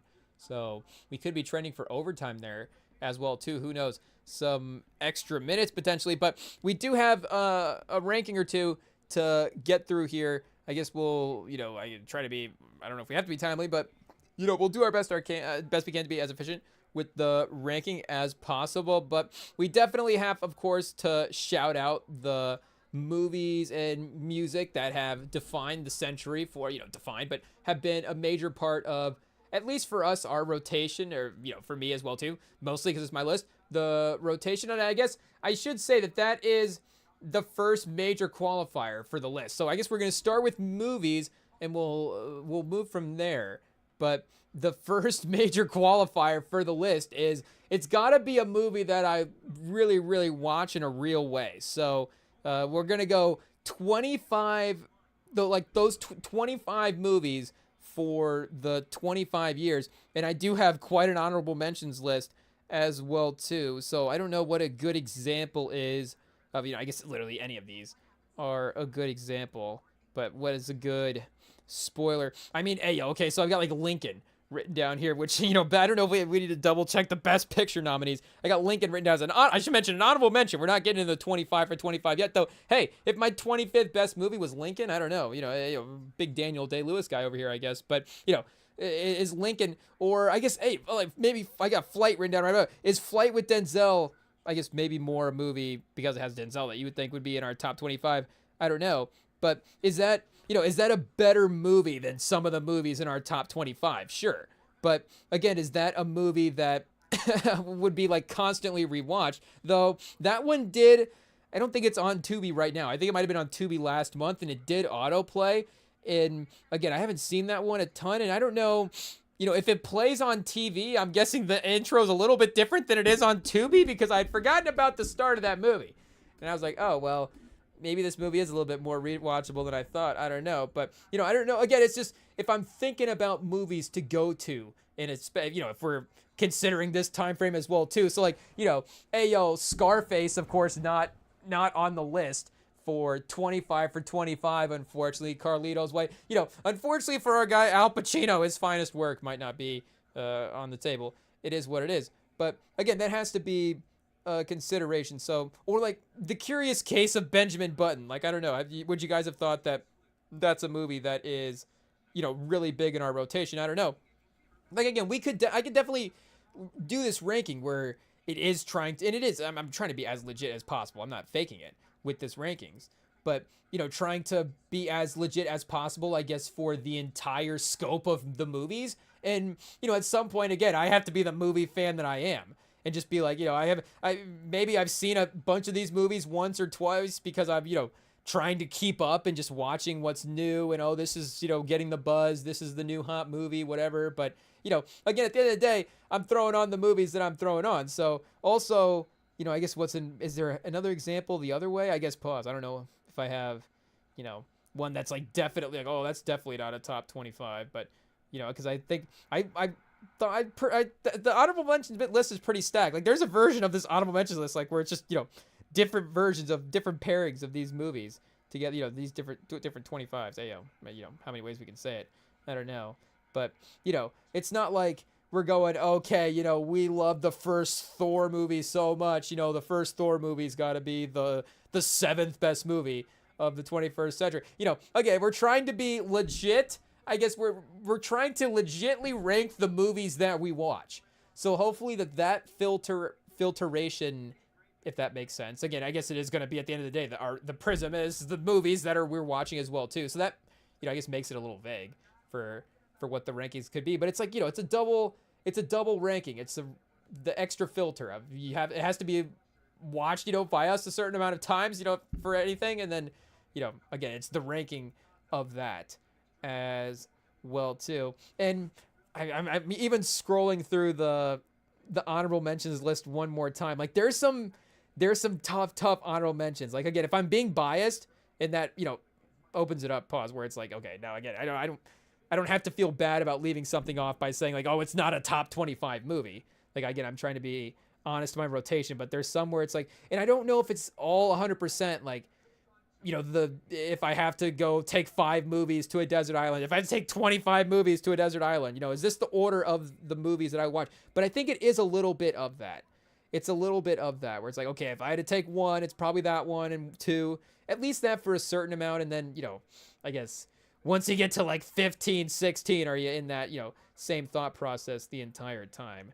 And, I don't want to go through too many honorable mentions as well, too, to again, spoil what the possibilities could be. But yeah, I think I know I definitely over the course of making this as well too, like like deleted something and was like gonna move it around on a list and then didn't end up moving it. Now it's just gone and I forgot about it. It is what it is. But I'm looking at my 25 and hot take, I love everything on here, and I'm looking at the honorable mentions as well too. There's some difficult ones. I don't know if I can highlight ones here maybe real quick for myself anyways. The ones that might be the toughest omissions. Oh, Art of War, chat. Art of War with Wesley Snipes. Is that one where, that's an honorable mention. So there we go. That's one where it's like, is there a movie in our top 25? I don't know. Again, it's 25 is a shorter list than you think. But, to kind of represent everything as well too, the all of the big movie events and stuff that have happened. I think we got a good list going here. But yeah, there was a couple, personal choices that were really, really difficult to leave off the list. But I guess to mention my honorable mentions, I have 113 honorable mentions, 113 non-considerations. Oh, I have them written down a little bit in order of their release. Again, just going through, trying to figure out what the movies were. But I have one here that I listed on the bottom, which, I guess, should I say that, maybe the international films again as well, too, just in terms of recalling all those and maybe watching a bunch of them as well, too. Maybe we haven't been as, locked in on that front. But there's a couple, again, where it's like, yeah, this movie is objectively better than any movie that we have. But, and, a couple, and again, any of these movies in the 113 honorable mentions, and then a couple other honorable mentions as well, too. So, like, 120 honorable mentions. I'm not bummed out if we were watching any of these. These are all in the rotation to some degree. Actually, there's a couple that are not in the rotation, but we have to mention. It is what it is. But, again, we're not necessarily bummed out if we have to watch any of those. But I don't know. I guess the best place to start is just to dive into the list. And at number 25, and I'm trying to be honest as well, too, to where, again, we're currently in 2025. We were doing that a little bit with the lineups that we were just running out there with the 21st century NBA teams. Because, again, if we're arguing for guards, maybe the best version of a guard that we were seeing in, one of the best versions of a guard that we're seeing in the 21st century is Shea right now. And maybe, him compared to some of these guys like we were saying, Wade. But is Wade got the legacy status of the 21st century compared to Shea? Again, at this direct point in the timeline, very well so. But I'm trying to be a little bit more honest with the movies thing about it as well too, because again, there can be a newness factor with some movies where it's like, oh, again, with time spent, I haven't been able to watch this as many times. It's like it's only been released within the past couple of years or whatever. Like I haven't been able to watch this as many times as the other one, so it's still, again, fresher than a movie that was that was dropped a decade before that. But I'm trying to be honest with where I think these movies are going to end up, and then / where they are just honestly at, I think, in my kind of all time, but like we're saying, for now, list as well too. Because like Boomerang, White Men Can't Jump. Let me look at my DVD collection. Set it off, chat. The Bodyguard. I mean, The Bodyguard's not even going to count for this. For that, all of our, I guess, not to say that DVD is automatically 90s movies, but if I had to take, and I guess Scarface, not a 90s movie, but if, we get Carlito's Way in the 90s. So if I had to take a decade of movies, and I guess, hey, yo, you start going through the list, like the 80s, then you're going to get Beverly Hills Cop and all different stuff. But I don't know, Boomerang, White Men Can't Jump, you know, the original Rush Hour, like, you know, you're going to be pretty set if you take the 90s. It is what it is. But, hey, yo, we've had some pretty elite movies drop over the last 25 years. And 25, you know, again, we're starting a little bit newer, but I'm just being honest to where I think that this is ultimately going to be at from a rewatchability standpoint and where it is at right now. Like if these movies are on, like, again, I'm just trying to be honest with like the excitement level and where I, how, just, I guess, like I'm saying, excited I would be to watch the movie. And there's definitely a couple movies I'm saying, like, it's close. It's a close call. I guess, I don't know. Should I start with an honorable mention right away? Because I feel like I do have to say that if we're going top 25 movie experiences in the 21st century, the first Borat movie is probably the most I've ever laughed watching a movie. And, again, you watch it with the right group of guys, you're just the right environment. Like, it can be a really, really funny setting in a really, really funny movie.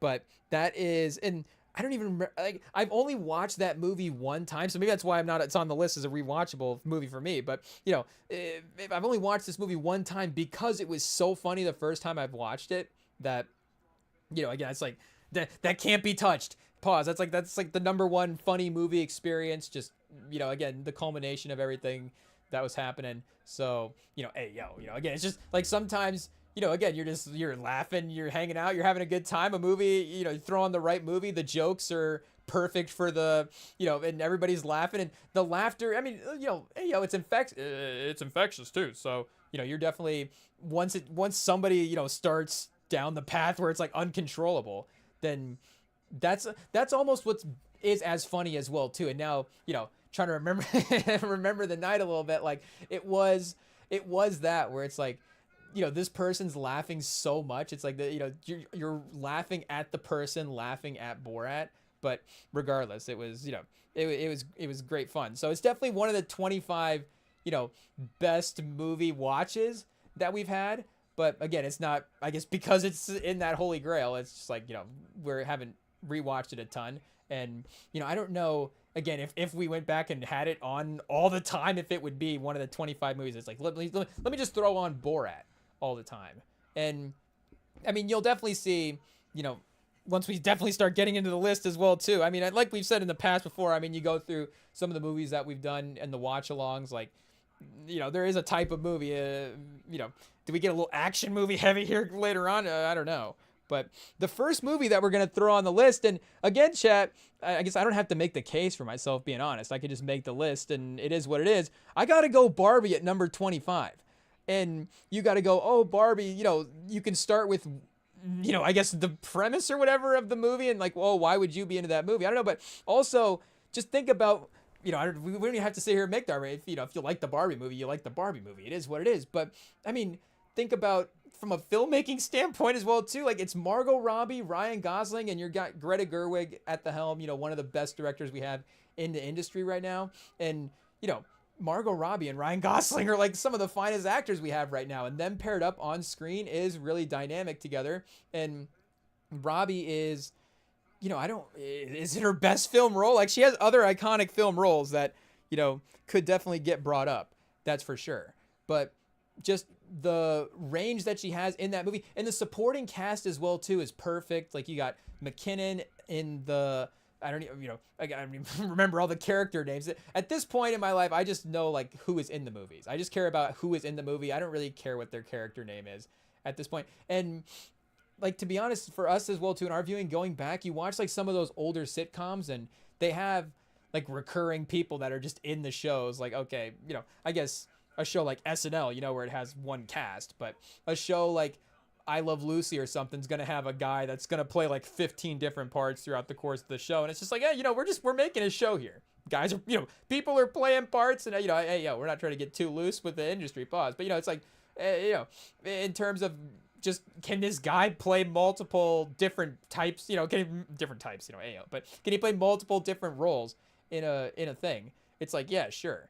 But either way, the supporting cast in Barbie is really great, and like we're saying, the star power there is fantastic, and it is already a movie that is on TV a lot. So that's why when I'm going through this list, again, there's some movies that are just on TV all the time too. But this is one that is just one of those movies that you'll find yourself rewatching because of that. And when I do, it is one of the Hall of Fame, like right now, like if I see it on TV movies, it's almost like, okay, we're playing something watchable on TV. Not to say that, like most of the time the stuff on TV is pretty good. I don't know, maybe, back when the Meg was really hot, like maybe a couple less showings of the Meg. But, if Barbie's on TV right now, it's like the perfect movie to just like, we're watching a couple scenes and, or, even staying for, I guess it just be, how much time do you have to commit to sitting down and watching at a different point of the different times of the day. But, if you had it, or like a Sunday, if it's on a Sunday as well too, it's like a perfect TV movie. And, again, great cast, it's perfect. And I don't know if we want to go immediately start spoiling again some of the lists, but if we had to pick again a movie to watch, and I don't know if we have to have something from the Oppenheimer moment, if we're just talking about a 21st century, again, if we're trying to include everything in the biggest moments, that as a duo is, maybe arguably the biggest film day that we've had in the 21st century. Who knows? But if I had to pick them, and Nolan guy here, I mean, stay tuned for the list. But, and I guess maybe Nolan's a good place to mention that, we'll try to be a little bit diverse. Like, it's not like if we were doing, again, like a list of like the 90s or like 75 to 90, and it's like, oh, the best movies are, what do we got? He Got Game, Do the Right Thing, Crooklyn. It's like, okay, we'll have a little bit of, we'll try to include different filmmakers throughout the, the course of the list. So that way we're not just, again, biased to the couple that we like. Because that would even, if we're really being honest with ourselves, like that's where you really get into the rewatchable stuff where it's like, you know what? I just like this filmmaker. I like this actor. And if I really have to choose a movie, it's like no thought, whatever, just, really narrow it down to a couple. Like I'd rather watch a movie with this guy or by this guy than most other things. But, again, the list is, a great list, not a fake list as well too. But like we were saying with Barbie, that starting with Barbie at 25. It's great. And it would be the one that we would pick to watch for between that and Oppenheimer. And I guess so, is Oppenheimer going to be 24 if that's the case? I don't know. But if we have to, but if something from that moment is going to be included, it is going to be Barbie. But again, if I'm looking at my list right now, again, you could go would you rather with any movie for sure. But this is, I'm not bummed out that there is actually well, I mean, there's going to be a couple for any of these. It is what it is. But I don't know if I immediately spoil the top 25 again. Again, we have 120 honorable mentions. So maybe mentioning a couple of them along the way wouldn't hurt as well too. Like Mean Girls is one that I would really wanted to have in the top 25 as well too. But like I said, at some point, there's a collection of action movies that I just have to have. It is what it is. So, stay tuned for that. So, the next 10, the 7 to 10 spots that are left after that, if we have to, pick like if we diversify the list a little bit with some comedies and some different types of movies, like Mean Girls is definitely one of the 7 non-action movies that I would consider for the 21st century. But if I had to pick, oh man, see now I'm already, Chad, I'm already regretting it. If we had to pick between Mean Girls and Barbie, would we take Mean Girls? I don't know. But Margot Robbie and Gosling's too good. It's too good of a duo, and it is what it is. Not to say that, Lindsay Lohan and Rachel McAdams is not up. It's up there for sure. It is what it is. But 24, again, this is, I don't even know if we have to say the biased part of the list. Again, we could go, was this movie nominated for best film? I don't, go back and check the Oscars history. Maybe not. But, and again, but, Love and Basketball, as I was making the list, there was movies that I was like, okay, this movie is probably better than Love and Basketball. I guess, again, the 120 honorable mentions that we have to go through. Like, I guess, maybe some of them aren't objectively better than than Love and Basketball. And some of these are like, again, I guess you're not going to necessarily know every movie that would be in my top 25. So if I say an honorable mention, again, it could be uh, a little bit of a spoiler. Do we bring Lincoln back up? Like, is Lincoln a better movie? Is Life of Pi, I guess, another, again, Best Picture nominee? Is Life of Pi a better movie than Love and Basketball? Like, hey, I don't, I guess make whatever case you want to make there. But there was no way that if I was going to be biased with a top 25 list, like this is, again, if we were going now, like, just take whatever CDs. Can we get the audio? Love and Basketball is a little crazy, but whatever DVDs we want. Like, there's no way that we can walk away from a 21st century list and have 25 choices, and Love and Basketball can't be one of the 25 choices. Passing on Love and Basketball 25 times would be way worse than the Timberwolves passing on Steph Curry 2 times, or even worse than the Patriots passing on Brady 2 times, or the entire league passing on Brady for 7 or 8 rounds. If we had 25 spots to have Love and Basketball, and be honest, again, not to spoil, I guess, the list itself as well too, we do kind of need a sports movie. So I don't know, is Love and Basketball the best sports movie of the 21st century? Maybe I didn't include enough sports movies on the list. I guess, again, now we're down to what, like 115 honorable mentions. I think I did write Hustle down as one of the considerations. Oh, Hustlers as well too. Shout out. Okay, 114. But I think if not, so I guess maybe we're back to 115 because I'll add Hustle onto the list as an option. So again, if we're just talking sports movies as well too, if that one is the first one that I think of for the 21st century, then maybe, again, that has to be in consideration. That along, of course, with Love and Basketball. If that's the next one I think of, then, and there is definite, case that, from a sports movie standpoint, you're probably going to take the 90s from that case. But do I have to quick search here best sports movies of the 21st century? When did Varsity Blues drop, chat? Hey, I don't know, maybe, rest in peace, Paul Walker, maybe will be brought up at some point. Who knows? But, Coach Carter, chat? We definitely could consider Coach Carter as well, too. I think that's 2000 for sure. But here, let's see. Best sports movies of the 21st century. In case, Moneyball? Hey, so I guess if we say Moneyball like that, are we throwing that in the honorable mentions as well, too? It is probably,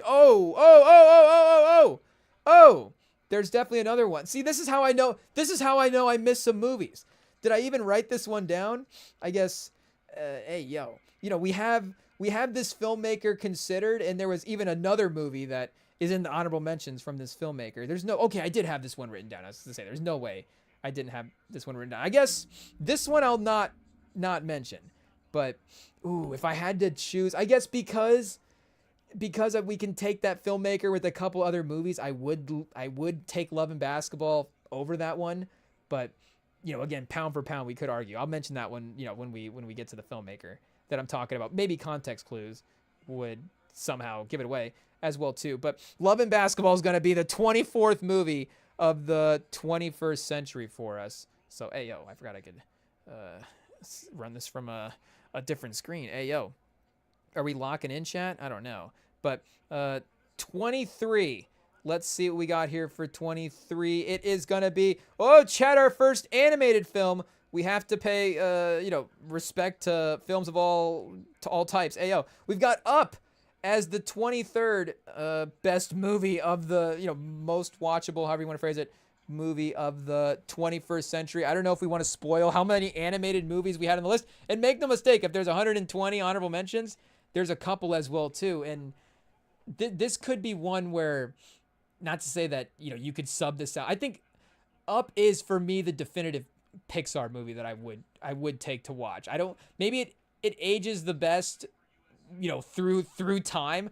Like, it's the one that's most watchable as an adult, but it is super fun to watch as a kid as well too. I will say it definitely has become my favorite Disney movie or Pixar movie over time.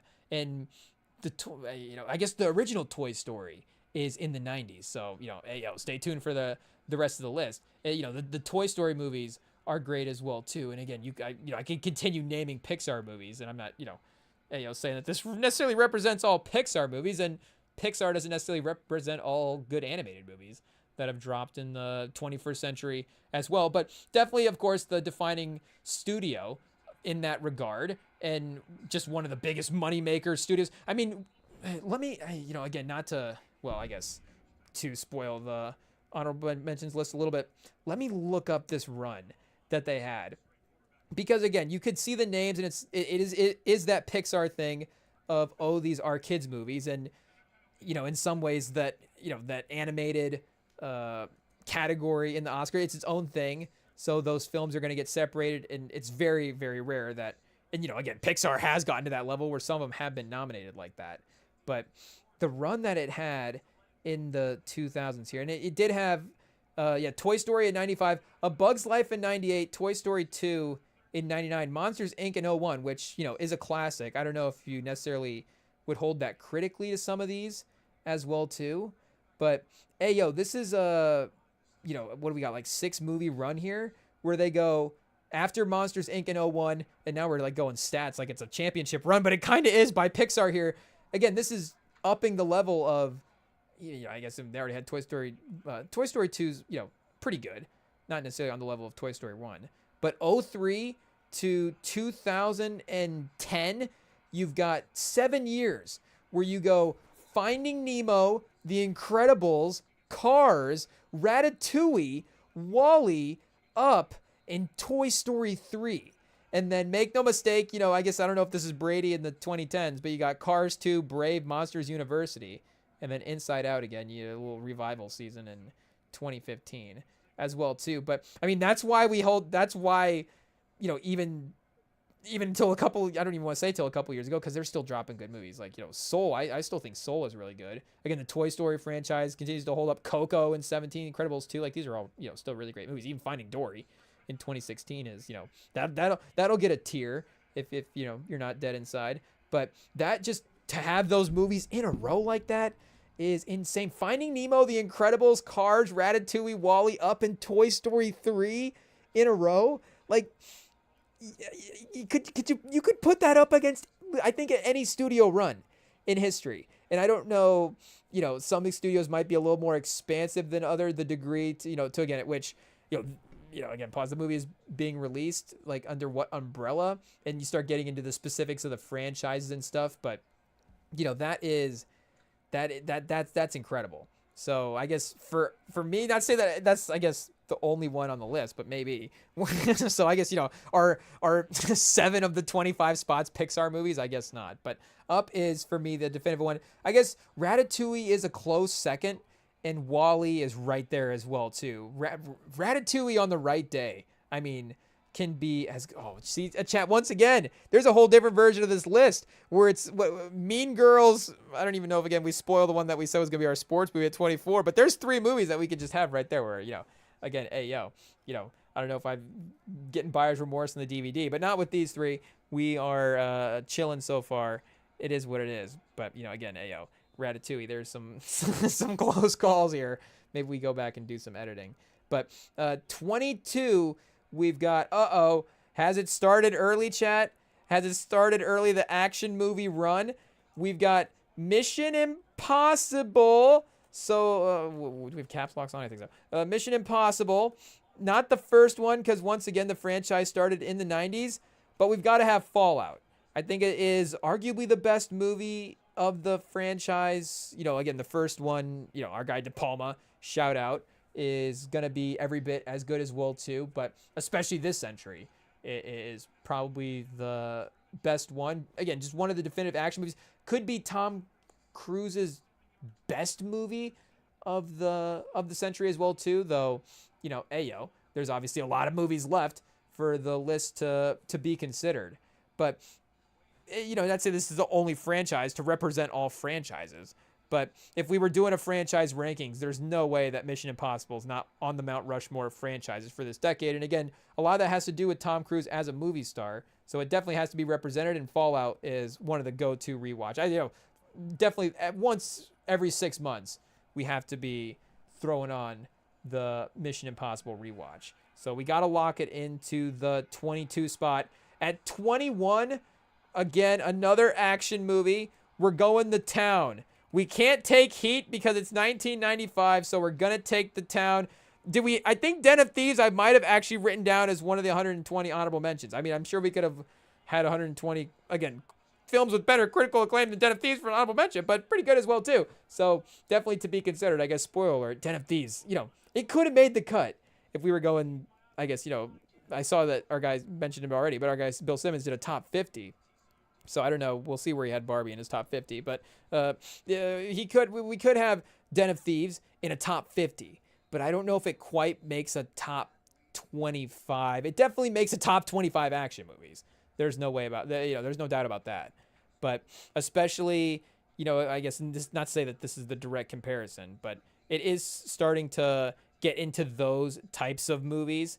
And The Town is right up there with the best heist movies we've ever had. Again, that actually is now the benefit of the other way of time spent with a movie, where I don't think Den of Thieves could be better than The Town because, and I guess we haven't necessarily spoiled the movies per se, but we should say spoiler alert if you haven't seen any of these movies. So spoiler alert for The Town, the way that and maybe not totally, but we could tread lightly, but also maybe we don't want to. So spoiler alert for The Town, the way that it ends more on a little bit more of an emotional note with 3, 2, 1 spoiler, them killing off Renner at the end compared to, I guess you do get that in Thieves, of course, with 3, 2, 1 spoiler, them taking out 50 Cent. Oh, chat, that's tough. That is tough. You lose 50 Cent and Renner in back-to-back movies like that. It's brutal. But yeah, so but I think you do, of course, spend more time with the character and Schreiber's character that, again, spoiler, gets taken out at the end of that movie. You spend a lot of time with him over the course of it, but your connection to Renner and that crew individually, I think, is a little bit more, and the heisting mechanics, I think, are a little bit more unique as well too. The initial armed car robbery, I mean, the overall tactics of the Den of Thieves heist is maybe actually, again, better, but what the sets are for The Town, I think, is better. Where again, the driving through the is that Charleston, but driving through the city, and then the Fenway heist is just iconic. But, again, the shootout in the highway is just, tactically what they're, pulling off from a filmmaking standpoint. All the little details in that is really fantastic. But, obviously The Town, as, R.I.P. the Simmons-Rosillo combo. They took the video off of YouTube a while ago. I guess the pod's probably still up, maybe. But the movie is still a classic. So it's going to be 21. And, we were saying it's spot on the list over Den of Thieves, but this was another one where I don't know if I could actually decide which of these movies I like more, but I did have to give Scorsese the nod in a list. And I do think, again, if we're trying to represent a little bit of the bigger filmmaking story, we got The Departed here as our number 20 movie.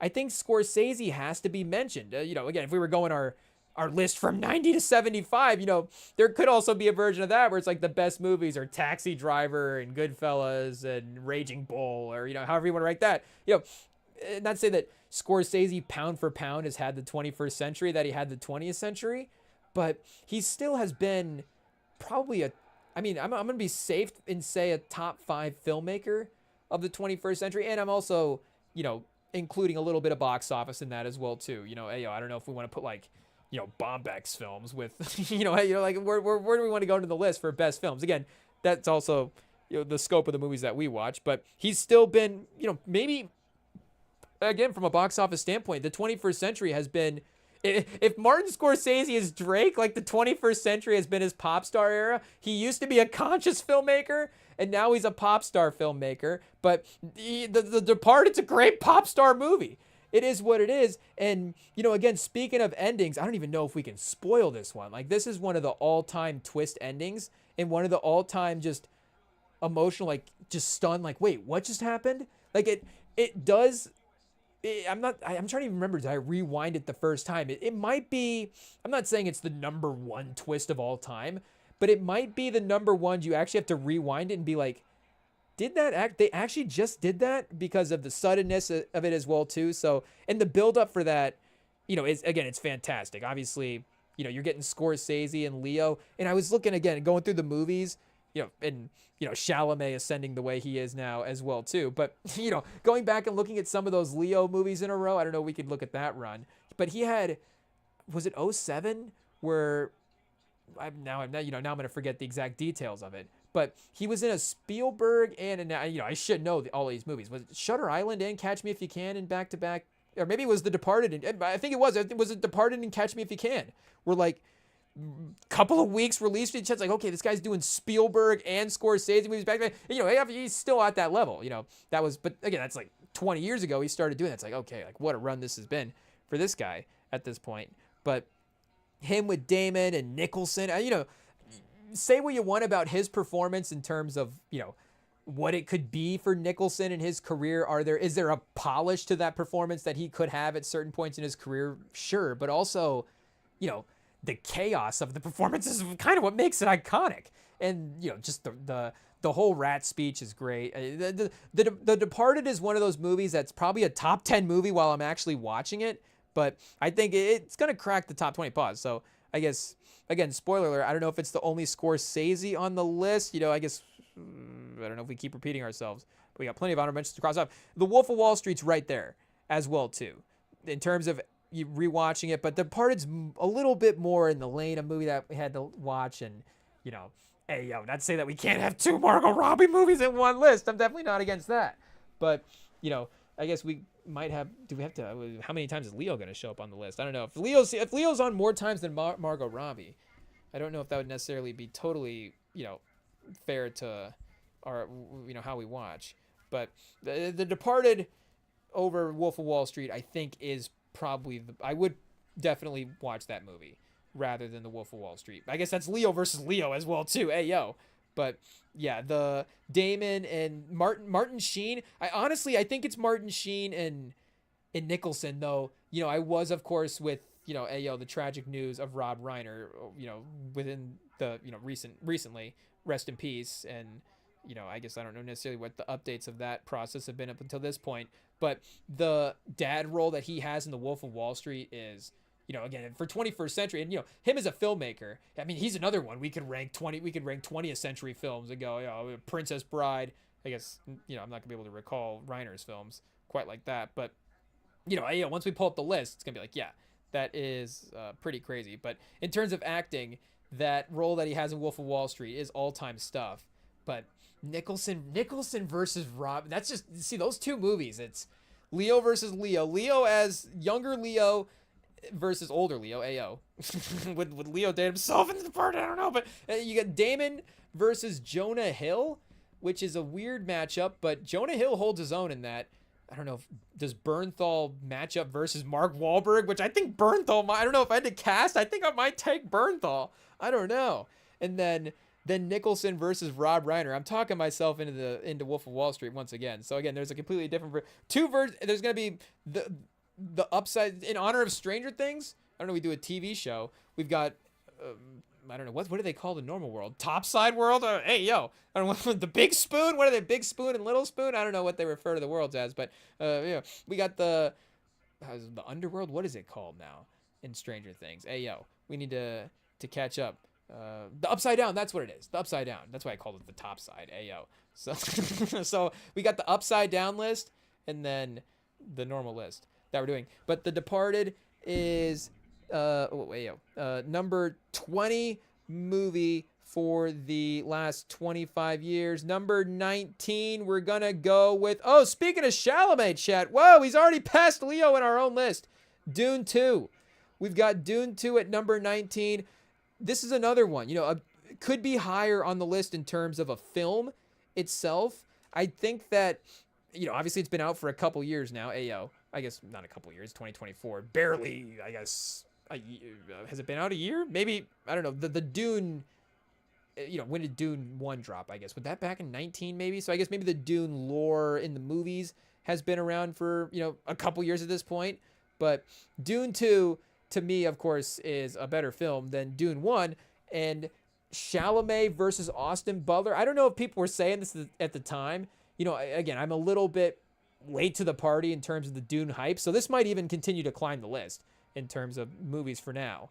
But I think that we could, again, I don't even think this is necessarily a hot take, but it could be a little Godfather 2-ish with De Niro and Pacino, Austin Butler and Chalamet. Again, hey, yo, those we're really throwing out names. Probably shows my ignorance in terms of film history.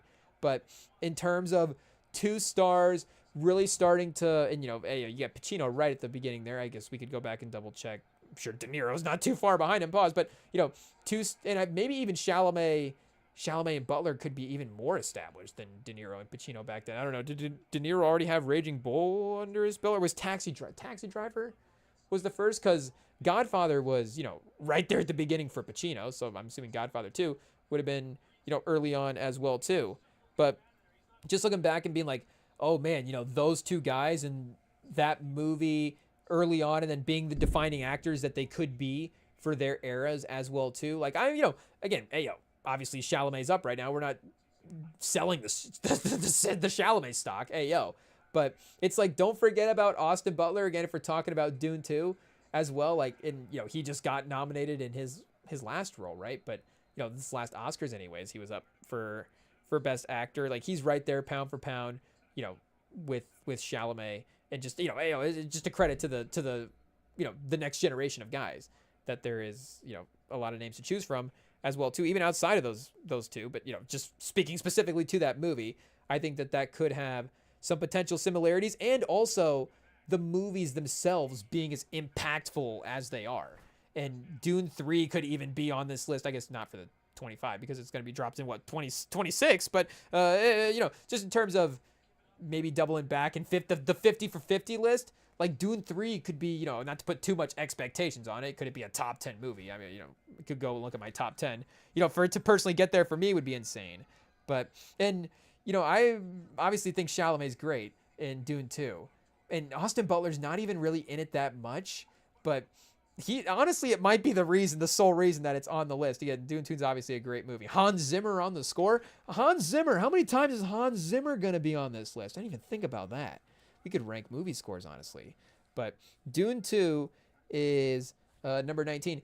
18, we've got, this is a fun one. Another 2020s. So 3 2020s to start so far with Barbie, Dune 2, and we've got Prey at 18. So again, this is biased. Dune 2 is probably better than Prey, but Prey is fantastic. Prey is such a great movie. And again, in terms of first movie watching experiences, I'm trying to remember if I watched this in the theater, or if I watched.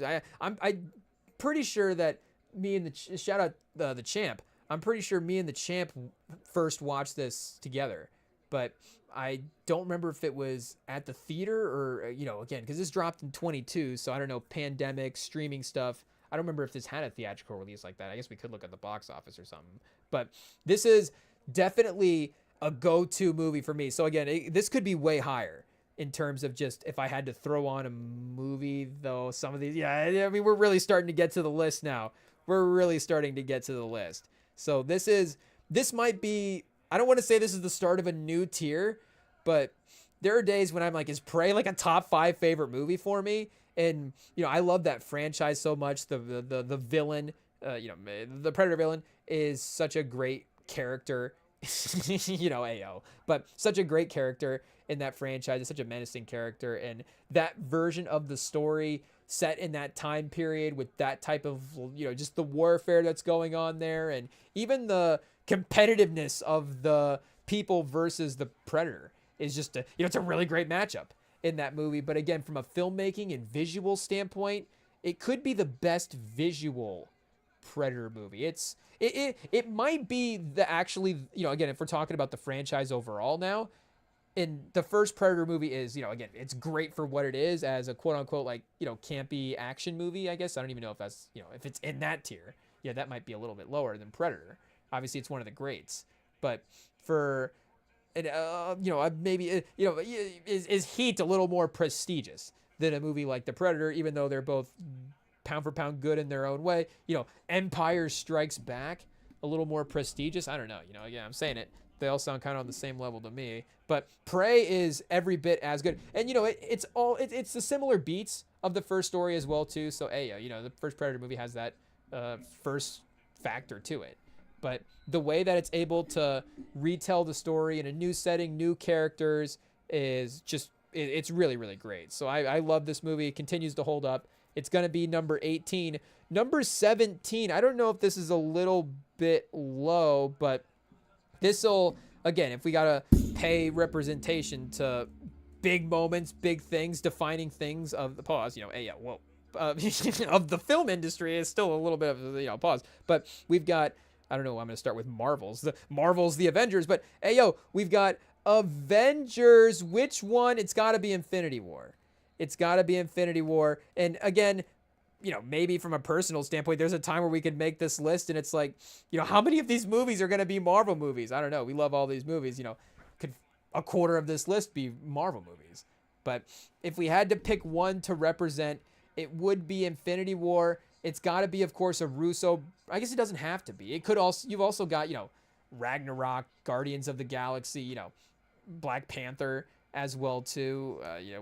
Even the first Iron Man movie. I don't know if I'm getting ahead of myself with the honorable mentions list, but the first Iron Man movie, again, I don't want to say too much, because like we're saying, maybe we can.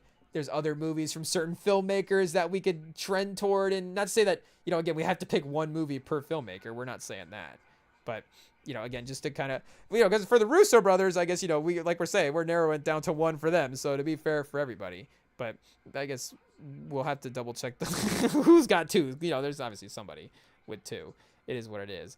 But we would, for the MCU, have to go with Infinity War, and it's Avengers. You're getting everybody in the movie as well too. So there's the cheat code of that. But I was saying it on the Doomsday. We were reacting to the Doomsday trailer a little bit, but what they accomplish in these movies, obviously makes me excited for what they could accomplish in Doomsday, and the logistics of not just, again, making an Avengers movie, but making an Avengers movie. You have all these storylines, all these characters, and how do you put that into an action format that is palatable and just really entertaining as well too. And the thing that I love Avengers is, and you may not believe me, but I think it works just as a movie. Like if the premise of the movie was just, like a disbanded group of heroes has to rejoin to face a galactic level threat, something along those lines. Like you're like, okay, like that, I know what it is at that point. You get the team up, you get kind of the introductions and enough of the backstories to know what you need to know for that movie. And the Thanos performance, Iron Man in that movie, even Doctor Strange, like Benedict Cumberbatch, everybody's throwing heat. So Avengers has to be on the list. Avengers, Infinity War, and Infinity War and Endgame do also get the TNT run as well too. Prey needs to be a cable movie. We need to get that to happen. But number 16, oh, here we go.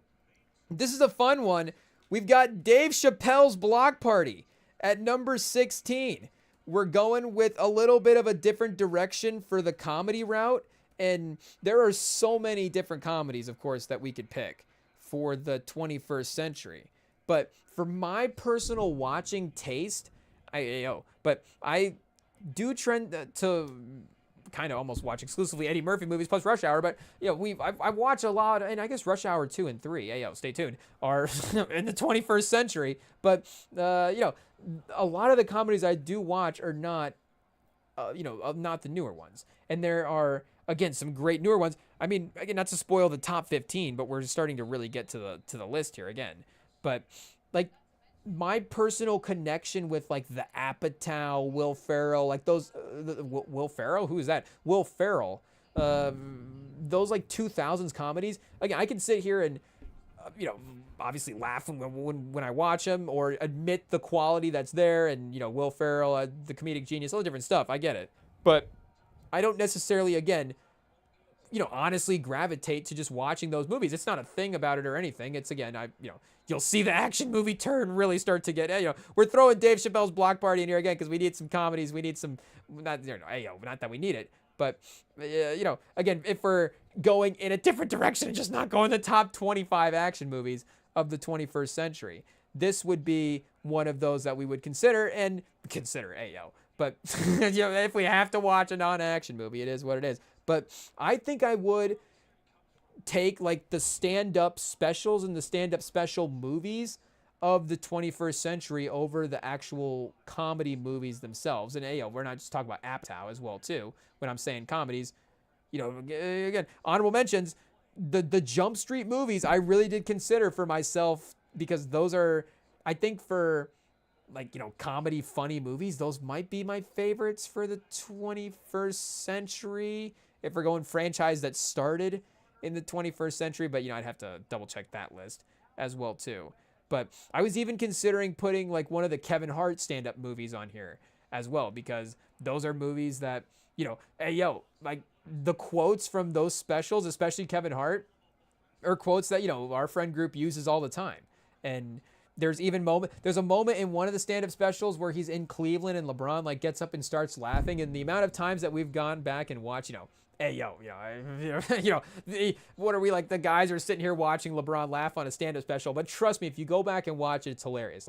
LeBron he's doing too much. It is what it is. And to see him just do too much laughing at a Kevin Hart stand-up special, just being Kevin Hart's killing with the jokes, but it's obviously, now we're not trying to be overly critical of LeBron, but it was do you need to make the laughing about you here? What's going on? But it's just hilarious. And we definitely, if something's kind of funny or whatever, if we need to overreact laughing to something, we definitely imitate the LeBron laugh as well too. So maybe we just sorry, Dave Chappelle, Kevin Hart's gonna get subbed in at 16. It is what it is.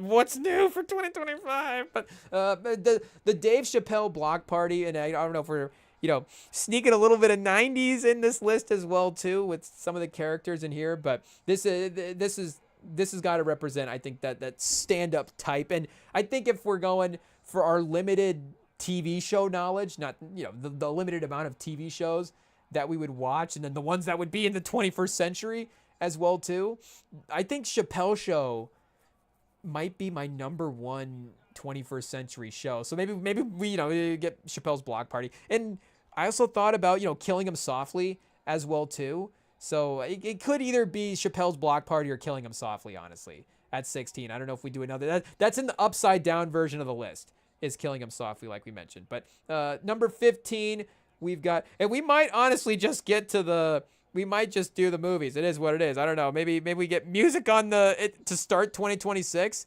That'll be our first episode of 2026. I'm not sure. But top 15, we've got, stay tuned. We're really heating up. And, to represent another franchise as well that has been defining, especially in the action movie space, we got to go John Wick. And I'm going to go with the original John Wick. I think they maybe franchises scaling, stay tuned, but I think they've been able to scale the franchise very, very well. It's definitely, exceptionally a larger universe than it was the first one. But I don't think it, again, is quite the level that some of them have gotten to. I guess it's maybe not quite on movie 10 quite yet. But I think the original premise, because you do get, again, obviously the whole franchise is still predicated off the original premise of this guy's just gone crazy because somebody killed his dog that one night. And, I guess not just because of that.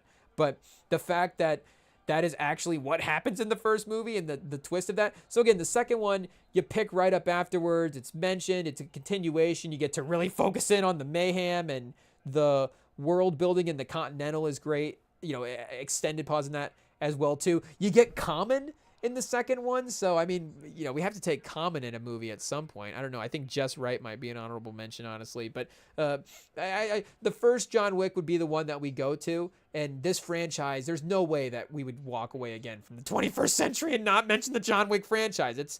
And maybe one of the only things holding it back, franchise to franchise things, and really not even as well too. I think I don't know if I want to spoil, but how many franchise movies do I have above this? I guess it depends on what everything, I guess, gets franchised now these days. It is what it is. But even John Wick. But it is one of the best, like we're saying, growth franchises that we've had. Because I guess, obviously for what Marvel has become the biggest grossing franchise ever from Iron Man is still incredible. But there was a level of this is box office in a way. Well, maybe not, because it was how big could this Marvel thing be? But it's John Wick started as an independent film. And now, again, from a quality stunt standpoint, is one of the defining action movies of the 21st century. So top 15, I think, is totally fair for this movie for a personal biased watch list standpoint. At number 14, we're going back to animated. We said Pixar was off the board already, so is it Kung Fu Panda? It's not. It's going to be Into the Spider-Verse at number 14. Again, there could be, 6 Spider-Man movies in our top 25 if we wanted to get really biased. Amazing Spider-Man 2, is it in the 120? That's what we're calling the honorable mentions now. Amazing Spider-Man 2 might be in the 120. I think it's going to end up being 150 by the end of this. But it's the defining Spider-Man movie for us. I guess, spoiler alert, the defining animated movie of the 21st century as well, too, in terms of literally everything. Literally everything. Quality, animation, like filmmaking, storyline, plot quality. Plot quality is, I guess, a new category now. Plot, well, not really, but plot quality, film, score, soundtrack. We've got the animation style itself, of course, was groundbreaking.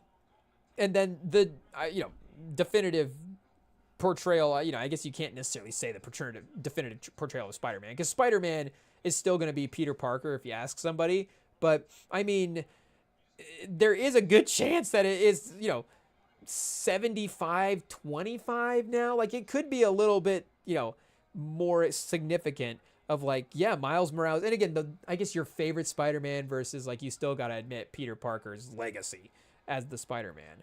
But, and I'm sure a live action portrayal would continue to help the significance or, the legacy of Miles Morales. And, you can have 2, I guess, as well, too. It doesn't necessarily have to be one or the other. But for us, if we have to go Spider-Man, I guess Spider-Man as the super iconic superhero character of the I guess the iconic Marvel character. I mean, Iron Man from a film standpoint, but I think Spider-Man from a totality standpoint. So again, that would probably be Peter Parker. But I mean, definitely in the last, we'll be on 10 years in a couple years, I guess.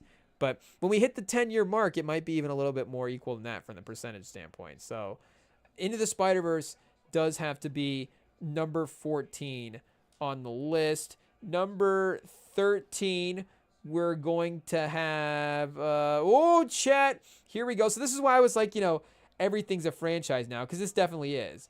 But Ocean's 11, number 13. I don't know. We maybe could have just had this at 11, but also Ocean's 13 could have been, I don't know, 13. Ocean's 13 probably not going to be 13. It is what it is. But Ocean's 11, again, maybe, I don't know, a little 90s feel, but, maybe this is a 1. I don't remember. Pitt and Clooney, though, of course, iconic Bernie Mac. You get a Bernie Mac vehicle. I think Mr. 3000 might be in the 120. Was Mr. 3000 even in the 2000s? We might have to go back and check. I think we just wrote it down. I don't even know. But again, heist movie in terms of the style of heist movie or just action movie in general. It's a completely different type of action movie than The Departed, than The Town, than Mission Impossible Fallout, again, from the ones that we're, listing here. What's in the 120 that we could mention? The Gray Man is in the 120. And Ocean's 11, a lot different movie than The Gray Man.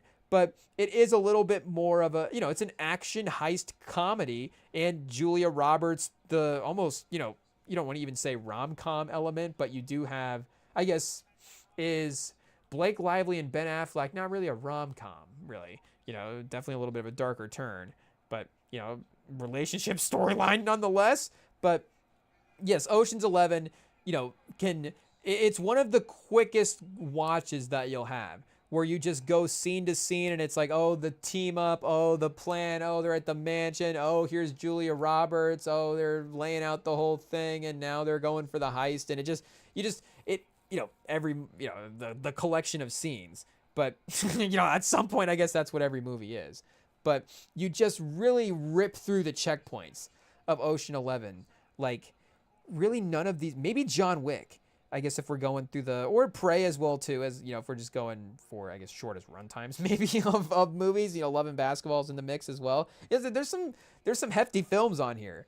So again, that becomes really, like, are you always throwing on 2.5 hours of Mission Impossible Fallout? But like I'm saying, you got to make an attempt to watch it. every, a couple times a year for sure. I guess a couple times a year. What are we saying? But Ocean's 11 is number 13. Brad Pitt, Clooney on the list. Soderbergh, wouldn't necessarily say, if you check the tapes, we're like, Ayo Soderbergh fans, but I think, I'm not saying that we're not, but I think, did he do Lucky Logan? He was Lucky Logan, right? With Daniel Craig and Tatum and Driver. Is Adam Driver in that movie? He might be, but that's a fun one when we watched it. So I think that's in the 120 or the 200. I don't know what we're at now, but we're at number 12 on the list. What heist movie will be next? It is gonna be Chet. It is a heist movie. It is a franchise. It is, speaking of franchises, escalating, and this is, again, if we're going, there's an upside down version of the list. I didn't know what to do. So I guess, like we said earlier, our guy Bill Simmons dropped his list for movies. Maybe, I'm sure he's got Fast 5 on his list. Do we have to give representation to the original Fast and Furious? Because from a rewatchability standpoint, the original Fast and Furious is every bit as good as Fast 5. Fast 5 definitely, again, modern 2010s action movies feel more of a traditionalist, more of a bank robbery movie per se, than just, they're just stealing cars in the first one, right? I guess they're just hanging out in the first one compared to the next couple, but the feel pause of that first one, and but just how early in their careers all of those people are, and how that obviously like Point Break's style storyline, but hey, that's a fantastic story arc. And yes, it's great with cars like it is with surfers. It's probably a little bit better with cars than it is with surfers. And again, speaking of cars, it's actually fun that Fast and Furious 1 is a street racing movie. Like, again, yes, it's great that Fast 5 is a car, you get car stunt scenes that are fantastic in a heist action movie like that. I mean, again, talk about zipping through a movie. Like, you catch that one on TV, and you're like, okay, the opening scene where they're, they'll get the cars out of the train, blah, blah, blah. Then they're in Brazil, and then you just start going through that movie, and you're like, I guess I'm just watching this whole thing. I don't even know when to get up at some point. But I don't know if I had to, save one DVD for all time, if it had to be the original Fast and Furious and Fast 5, I think it would be the OG Fast and Furious. So, again, just from a nostalgia standpoint there. So, from a would you rather standpoint, I guess we can do it, chat. Hey, pause.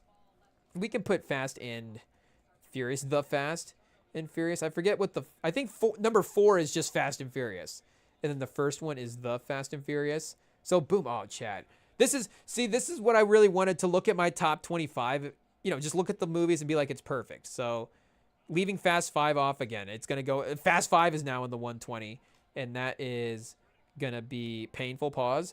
But, we're a little closer to the 90s with the Fast and the Furious as well, too. So that's good there.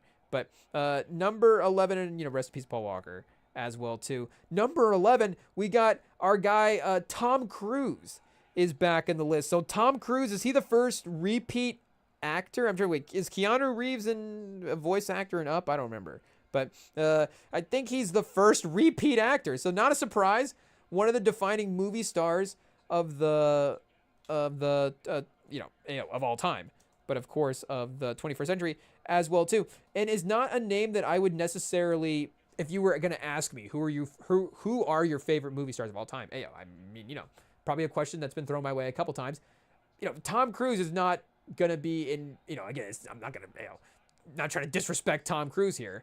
The point will work its way around. Tom Cruise would not be a name that I would probably mention in like the first 15 or 20 names even, but it's gonna be, if you check the watch time for the movies, it is what it is. You're gonna be like, actually, you end up watching a lot of Tom Cruise movies. And we got Edge of Tomorrow, definitely for the 21st century, my favorite Tom Cruise movie. Again, the 90s run, the 20th century run is iconic in terms of the different types of roles that he's pursuing as an actor. And then when he hits the franchise turn, his taste in action movies and what he was doing from a stunt standpoint, it's all very entertaining, and I love it all as well. And the fact that he's had both sides of the career, it's great. What a great collection of movies to have if you have the Tom Cruise collection of movies.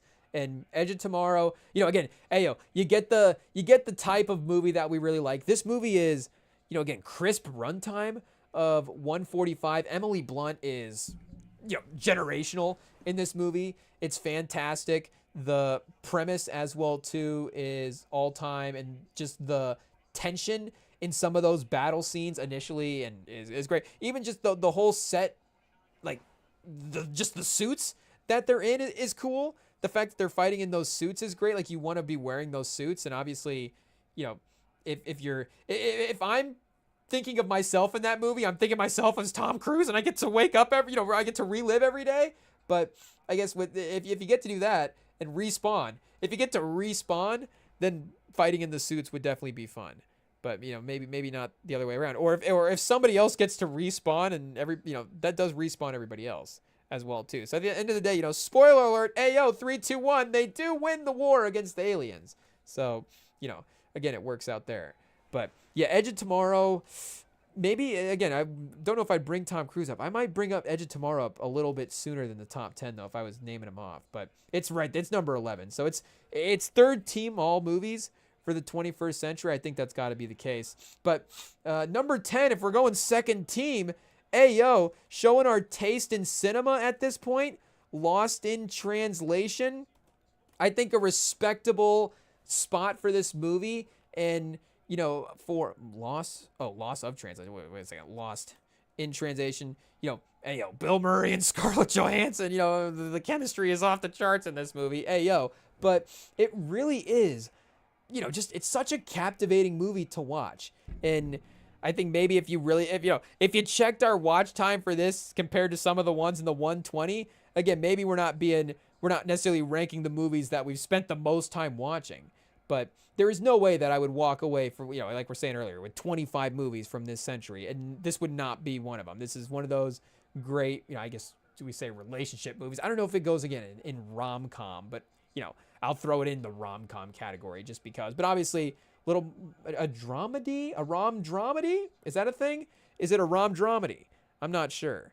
But it is, Sofia Coppola throwing heat as a filmmaker, the visuals and the pace and just, the night that they have, but the sets they go to and just hey, you make the strange friends, you're off, you're doing the things, pause late at night. It's obviously, more, obviously it's not like they're, crazy sexual the entire movie, but, just the fun hang vibe in a way of the movie. And again, obviously you tread lightly with the Bill Murray, Scarlett Johansson part of it, but obviously there are nights that you have with maybe a little bit more of an equal person, or, maybe there's even there'll be a night with the boys where it's just like, obviously maybe the connection that they're seeking in that movie is a little bit different. But again, it's a movie that I guess you could watch both ways. You could watch, on mute and just watch them hang out over the entire time. And it's honestly visually, again, it's in the top 10. It could be visually in the top 5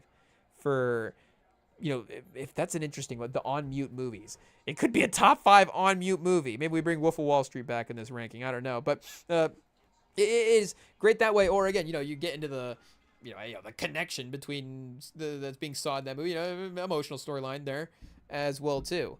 But yeah, it's a great movie. It's a top 10 for sure. Right at number 10. At number 9, we're gonna go with chat. The list is getting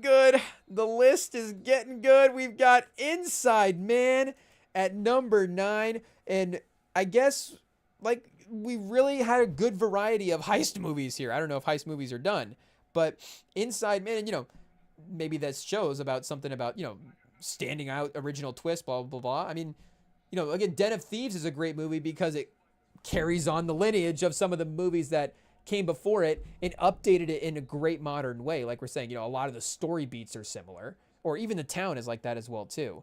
But it's able to use the modern filmmaking technical abilities and the tactical abilities to up the level of the movie. Whereas Inside Man, of course, Spike Lee as well too. A Spike Lee movie, again, speaking of great filmmakers, we've got Scorsese represented. We've got Spike Lee represented. We've got Greta Gerwig. We've got Villeneuve with Prey 2. The Russo brothers with Avengers Infinity War. So, we got all the great names. But, and Coppola, like we were saying, as well, too, with Lost in Translation. And don't worry, the other names that are being left off are not left off because they will be showing up shortly. But Spike Lee's, and, again, speaking of some of the Ringer content, I saw they had, I don't know if the big picture had they had Inside Man in their top 25, but I did see that they had 25th Hour in their top 25. So you could debate, of course, what Spike Lee movie is the best Spike Lee movie of the 21st century. But for me, it is Inside Man. It's Denzel as well, too. So that's definitely going to help. And I mean, Denzel is great. If you're talking about a great airplane movie as well, too. One of the all-time airplane movies. I was actually talking to somebody at work about this, and I think they said it might be their airplane movie. So maybe we're, stealing that take from them as well, too. But also, hey, I think you can check the tapes on our takes on Denzel in the past. But, I don't know, Inside Man, if you know our Denzel takes, I don't know if Inside Man at number 9 might be a little too low for Denzel. And I think, honestly, again, not to spoil the list, but, I've got less than 9 DVDs from the 21st century, and it's one of them. I think I have 2 DVDs from the 21st century. And again, I don't want to say too much, but Inside Man is one of them. So, again, I'm not, maybe, I think it could be my second favorite movie of the 21st century. I guess there's one that I guess don't have the DVD, and another one that, again, stay tuned for the list. It's firing up the power rankings in a very short amount of time. But the uniqueness, of course, of this heist movie and Clive Owen and Jodie Foster and Christopher Plummer, I mean, that is like an actor's, it's a perfect movie for, again, what it is, because it's an action movie, yes, but it's not really an action movie. It's a dialogue movie. And I guess some of these are, I guess, John Wick, not a dialogue movie. The Departed, a little bit. The Town is a little bit of both. Mission Impossible, not really a dialogue movie, though, again, Tom Cruise is a great actor, even though if he's doing franchise stuff, he didn't become a worse actor. He just, chose different movies. It is what it is. But, you get great actors acting in a great script and a great premise, but it's also about a bank heist. So it's like, this is great. And the last couple of scenes where it's just like Denzel and like all these guys are actually, Plummer and Foster are actually acting, like you don't actually have them acting against each other that much. Like it is just Foster and Plummer navigating. I guess, she kind of is weirdly the thread of the, like, she's talking to Plummer, then she goes to Denzel, brings Plummer to Denzel, then she goes into the building to talk to Clive. So she's the one that actually, and then Denzel goes in and talks to Clive as well too. But, she's the one that I guess originally kind of connects everything the most. Hey, the Fixer, shout out. We could do a Fixer ranking. She'd be right up there. But this is, like we're saying, actor, filmmaker, dialogue pieces, all those things put together perfectly for this movie. It's great. So Inside Man, number 9, number 8, and now I think I remember the movie. It's just the order now. Here, let me double check what we've got going. Number 8, we got a Jordan Peele, chat. We've got a Jordan Peele, and it's gonna be Get Out.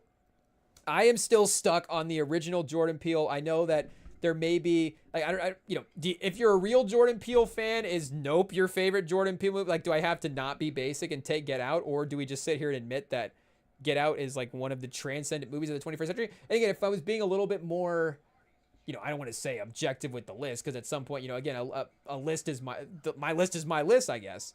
But, if I was trying to be a little bit more taking into consider, I guess in some ways I am trying to still do that I'm not being dishonest, like I'm saying. With my, these are all major movies, the 7 movies above it. So I guess the 8th movie of the 21st century.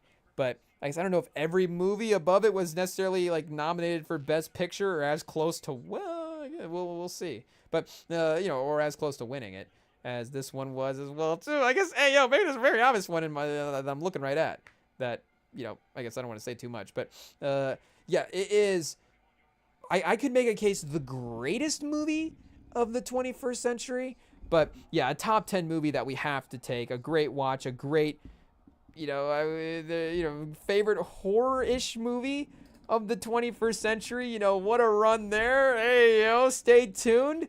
But of course, like we're saying, Peele as one of the great filmmakers that is starting to, I say starting to emerge. He has emerged, but in some ways, again, he's only 3 movies in. I if I'm not missing one, right? He's got Get Out, Us, and Nope, or his 3 director movies. I know Him was a produced, joint.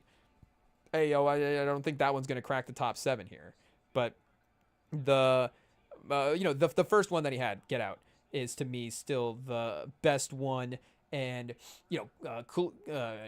forgive me for not saying the name right, but Kaluuya's performance in that movie, of course, is great as well too. And I guess we don't want to say too much, but there is, and not say that this wasn't that already, but there is gonna be, I think, even a bigger moment for him as an actor as well too. Where I think that was like Get Out was definitely a movie where we walked away with it, and again, to see Jordan Peele make that transition was insane as well too. But that was the takeaway, I think, was, wow, Jordan Peele is here as like an actual filmmaker.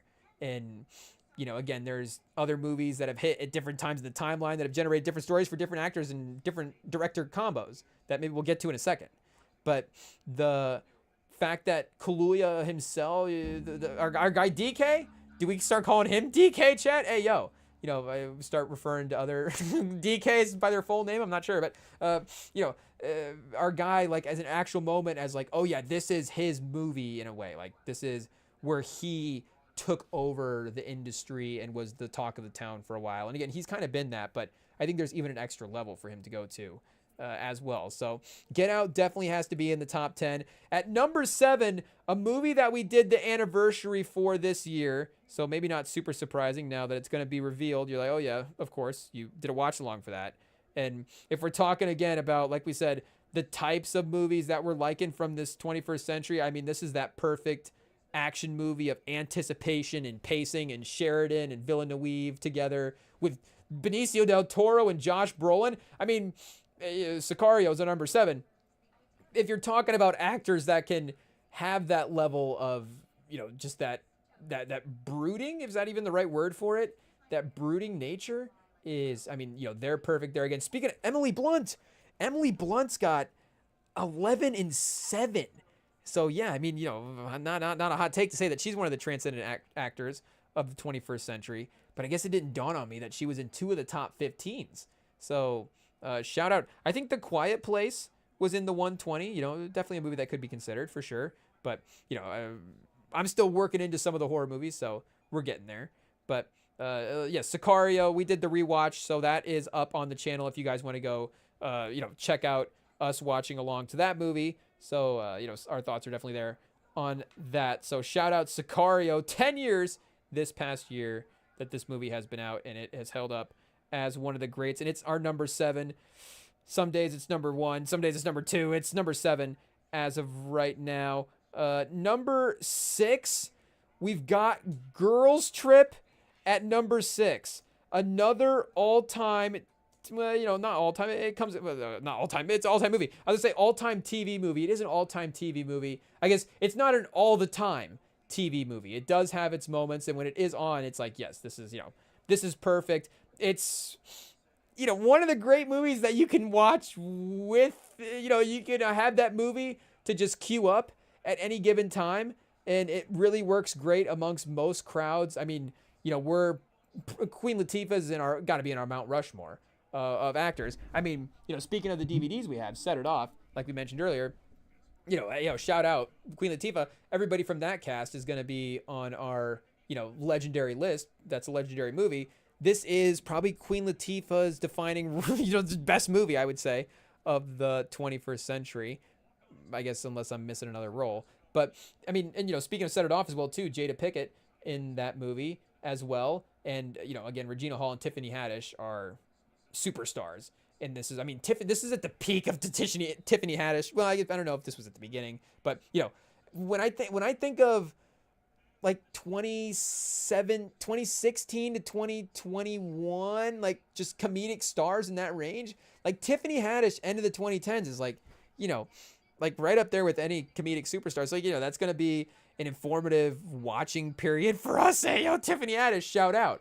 But again, it's like, who are the superstars that you're going to remember? It's going to be from that era. And Tiffany Haddish, shout out. She had a run. And this was just that perfect culmination of those stars together in that movie. One of the great comedies, great story as well, too, mixed in there, keeping you entertained throughout. So almost a top 5 But number 6. So, in terms of, again, comedies, I guess this would be the number 1 comedy of 2025. I guess it depends on what you have with this one. Because I think the top 4 would probably not go into the comedy role, though there are some funny lines in the top 4. But Everything Everywhere All at Once is going to be our number 5.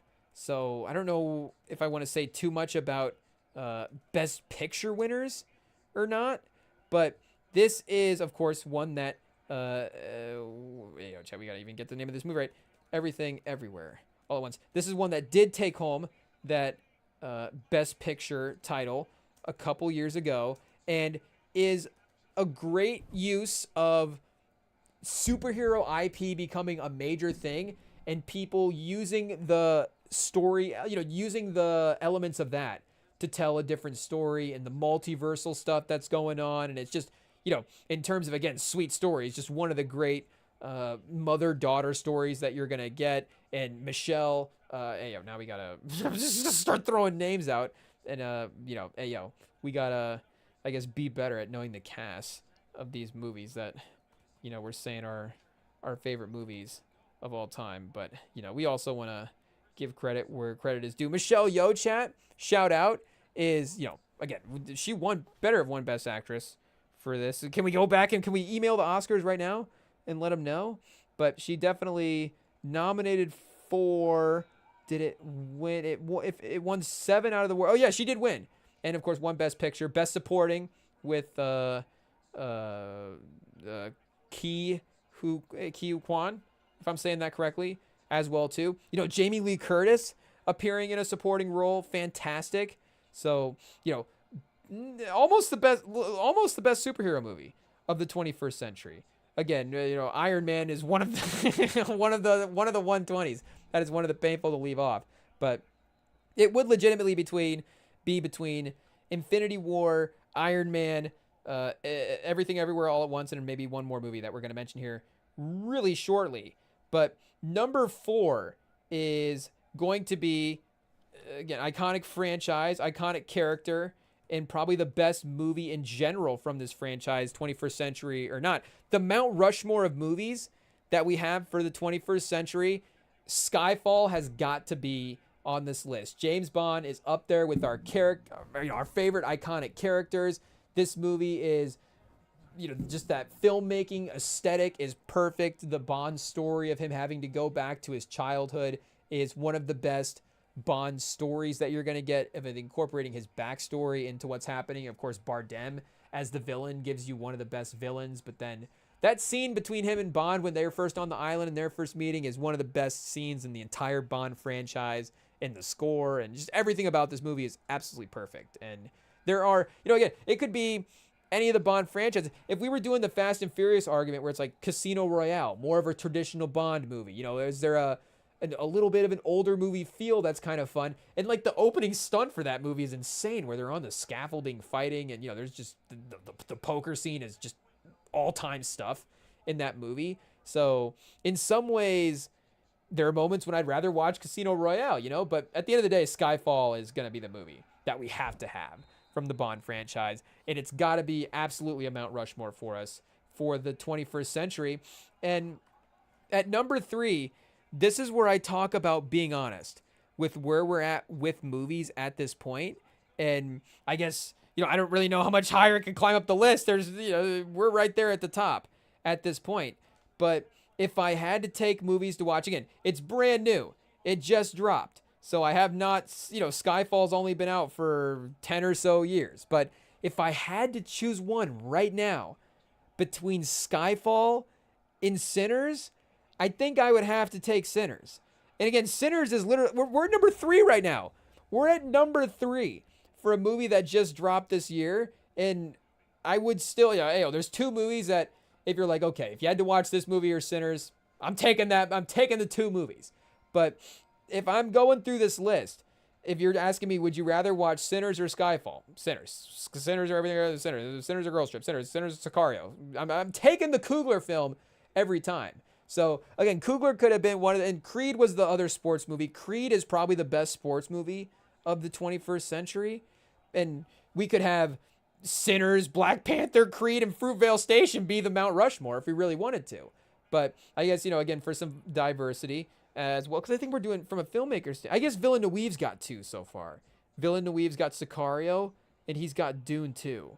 If I'm not thinking about doubling up on any names, forgive me for not knowing every director here. I guess we should probably, but for now, nobody has doubled up so far, and I think not too much of a spoiler for the top 2, but nobody really will. Well, I guess maybe Villeneuve will be the only one. Hey, shout out Villeneuve, our favorite director. I don't know if that's the case, but I think it would be Coogler because we would have to take, if we could get Sinners, Black Panther, and Creed as a 1, 2, 3 from any director, we would have to take that. It is what it is, even though, again, we have Sicario and Dune. I have Dune 2 over, I guess I have Dune 2 over Black Panther because it's a bigger movie, but I don't know if it is.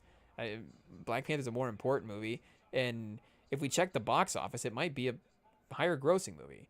So we might have to change Dune 2 out for Black Panther. I'm not sure. We may have to do an either or a slash there. I'm not sure. We would go back and re-edit the list because, man, that's another one too. I don't know if there 25 again.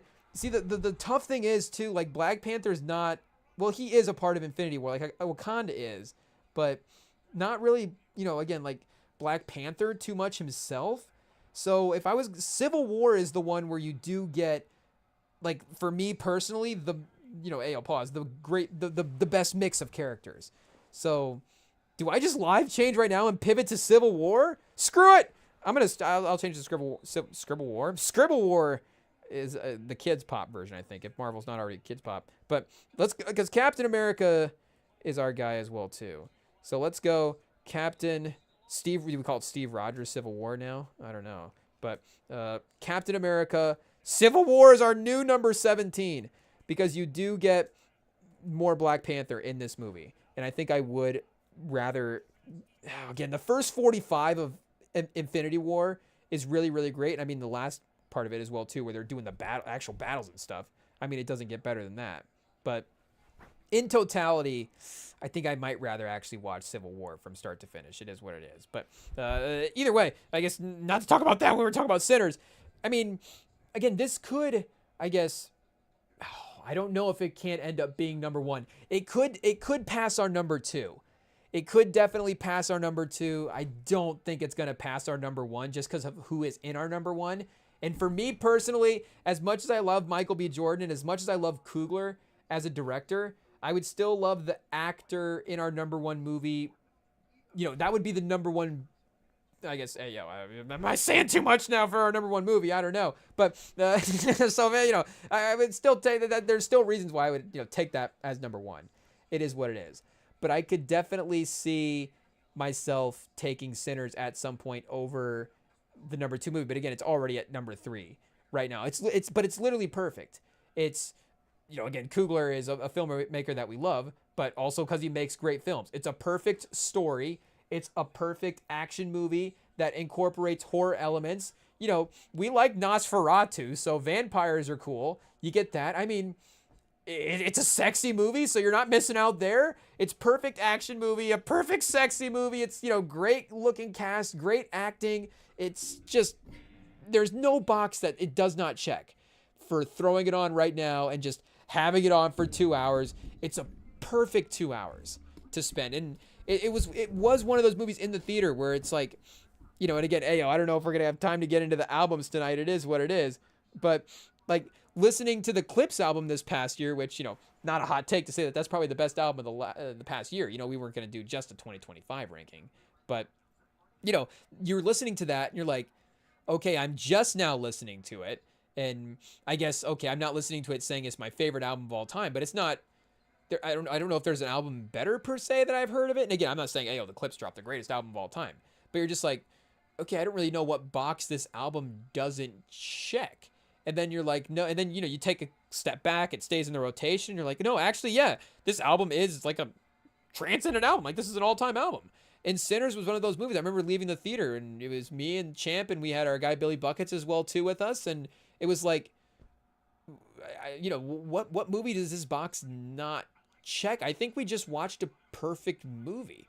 And I remember like, Champ was literally like, and again, he's more like we said in the past, I don't check the tapes, but he is more familiar with the horror movies and has, seen obviously way more of them and knows the pacing and how a lot of those stories would go. And it's just, this is objectively one of the best setups that I've seen for a horror movie. And then the actual action turn, like it's, again, like we're saying, it's perfect. Like we haven't said that enough, but that setup into the action turn, I don't know if we could go check the runtime. It's almost an even 50-50 split. It might be like, an hour 5 to 50 or an hour 10 to 50. But again, you're right there at like 45, 55 for setup. And then we're going with the vampires. There's action, there's drama. We've really picked up the pace, and now we're just in entertainment zone for the movie in a way. And again, that movie now as well, you just really just rip through the scenes of that movie. Like, oh, here they're setting up, they're singing. And to be honest, literally the only time in watching that entire movie, because, again, like if something's perfect, it's perfect, I guess. It is what it is. But, again, we're throwing that term out, I guess, for what we can, achieve these days, as perfection in movies, just as a term. But, it is great from start to finish. You're listening, you're like, okay, it's good. And then it just is never bad. Hey, hot take. But Sinners is one of those things where it's like, the only time that I was like, what are we going to get here is when they start with the flashback. And I think it might have said like one day ago at the beginning, I guess, hey, now I don't know the opening title credit for what is second one for Sinners. I probably am just looking at my phone, queuing it up. And then, send a couple of Snapchats, lock in for the rest of the movie. But, it starts with that little bit of a flashback moment. And it's still, after you see how it is incorporated, you're like, it is a perfect movie. And it's more so the fact that as a trope had not necessarily, I think, been capitalized on in movies lately as its best. So it's just more projecting that onto, again, what's going to, how is he going to be able to bring us back to this moment in an effective way? And like we're saying, it's literally absolutely perfect. And to be honest now, it is one of, to say it's one of the best things in the movie. Again, it's such a simple thing, and it's such a great movie that I don't know if it's one of the best things in the movie. We got an inappropriate telegraph in a bowl game. Shout out. They might have done that on purpose, but we love to see it. I don't know what we'll say here, but we've got the eggplant emoji on the screen at the bowl game. Shout out to who's ever on the call right now running the telestrator. But it was, again, we're going. It's Michael B. Jordan is got the double performance. He is throwing heat the whole time. I mean, Haley Steinfeld right away is just fantastic. Delroy Lindo, you're like, oh man, just on screen with the harmonica. And then they're Delroy Lindo in the car in Sinners. Is it the film moment of this? It might be the film moment of the century. It might be the moment that just, the most weighted, I don't know, whatever term you want to put on it. It's just and again, it's such a heavy moment as well too. But for, and I don't even know what the right term is, to be captivated. I don't know if, again, that's necessarily the right way to phrase it. But, again, he is the performances in that movie are so top level. And, I haven't even looked at some of the lists and stuff from this year end, because once it was starting to be like, this, and not to say that, we've believed in the list in the past. But once you know that the movie's not going to be in the list or not high enough up, you're like, hey, what does this even mean? Like, what are we even doing here? If Sinners is like literally the best movie, it's not even close. It's not even close. Like, I haven't even seen one battle after another. And all due respect to Paul Thomas Anderson, I don't mean for it to be PTA versus the Remington Pod. PTA versus the RSP. I don't know if that's what 2026 is gonna be. Hey, we might have the advantage on a diss track if we're dropping rhymes like that. I'm not sure, but I'm not even watching it, Chad. It's not better than Sinners. I refuse to believe it, and I'm not gonna watch it because I don't want. I'm not gonna fall for it. I'm not gonna fall for it. It is what it is. It's one of the best movies of all time. It's one of the best movies of the 21st century, and it's one of my. It's a Mount Rushmore movie for me. Even if it's only been, how much more time do I need to know that I love this movie more than any of these movies? How much time do I need? It's perfect. Coogler absolutely nailed it with this movie, and it is, again, I think it's the performances of those supporting cast members in this movie that really do separate it. And you can, I don't know how connected Coogler is to the MCU. I think that stuff is stuff that, he does generally care about. But, the care and the attention to a detail to this movie is just insane as well, too. And, again, not to say that, because you do have, you have Michael B. Jordan in Black Panther, again, a Coogler movie as well, too. I mean, is Chadwick as Black Panther as good as Michael B. Jordan as the Smokestack twins? Chadwick is amazing. And everything he does is, who would be, I guess, is Canton as good as Michael B. as Killmonger? Again, that 2v2 is a very, very equal 2v2. And, Angela Bassett, the supporting cast for Black Panther is insane as well, too. Forrest Whitaker. But, I mean, with all due respect to Forrest Whitaker, just like those specific roles, like Delroy Lindo in Sinners versus Forrest Whitaker in Black Panther, like, just the entirety of the movie is fantastic.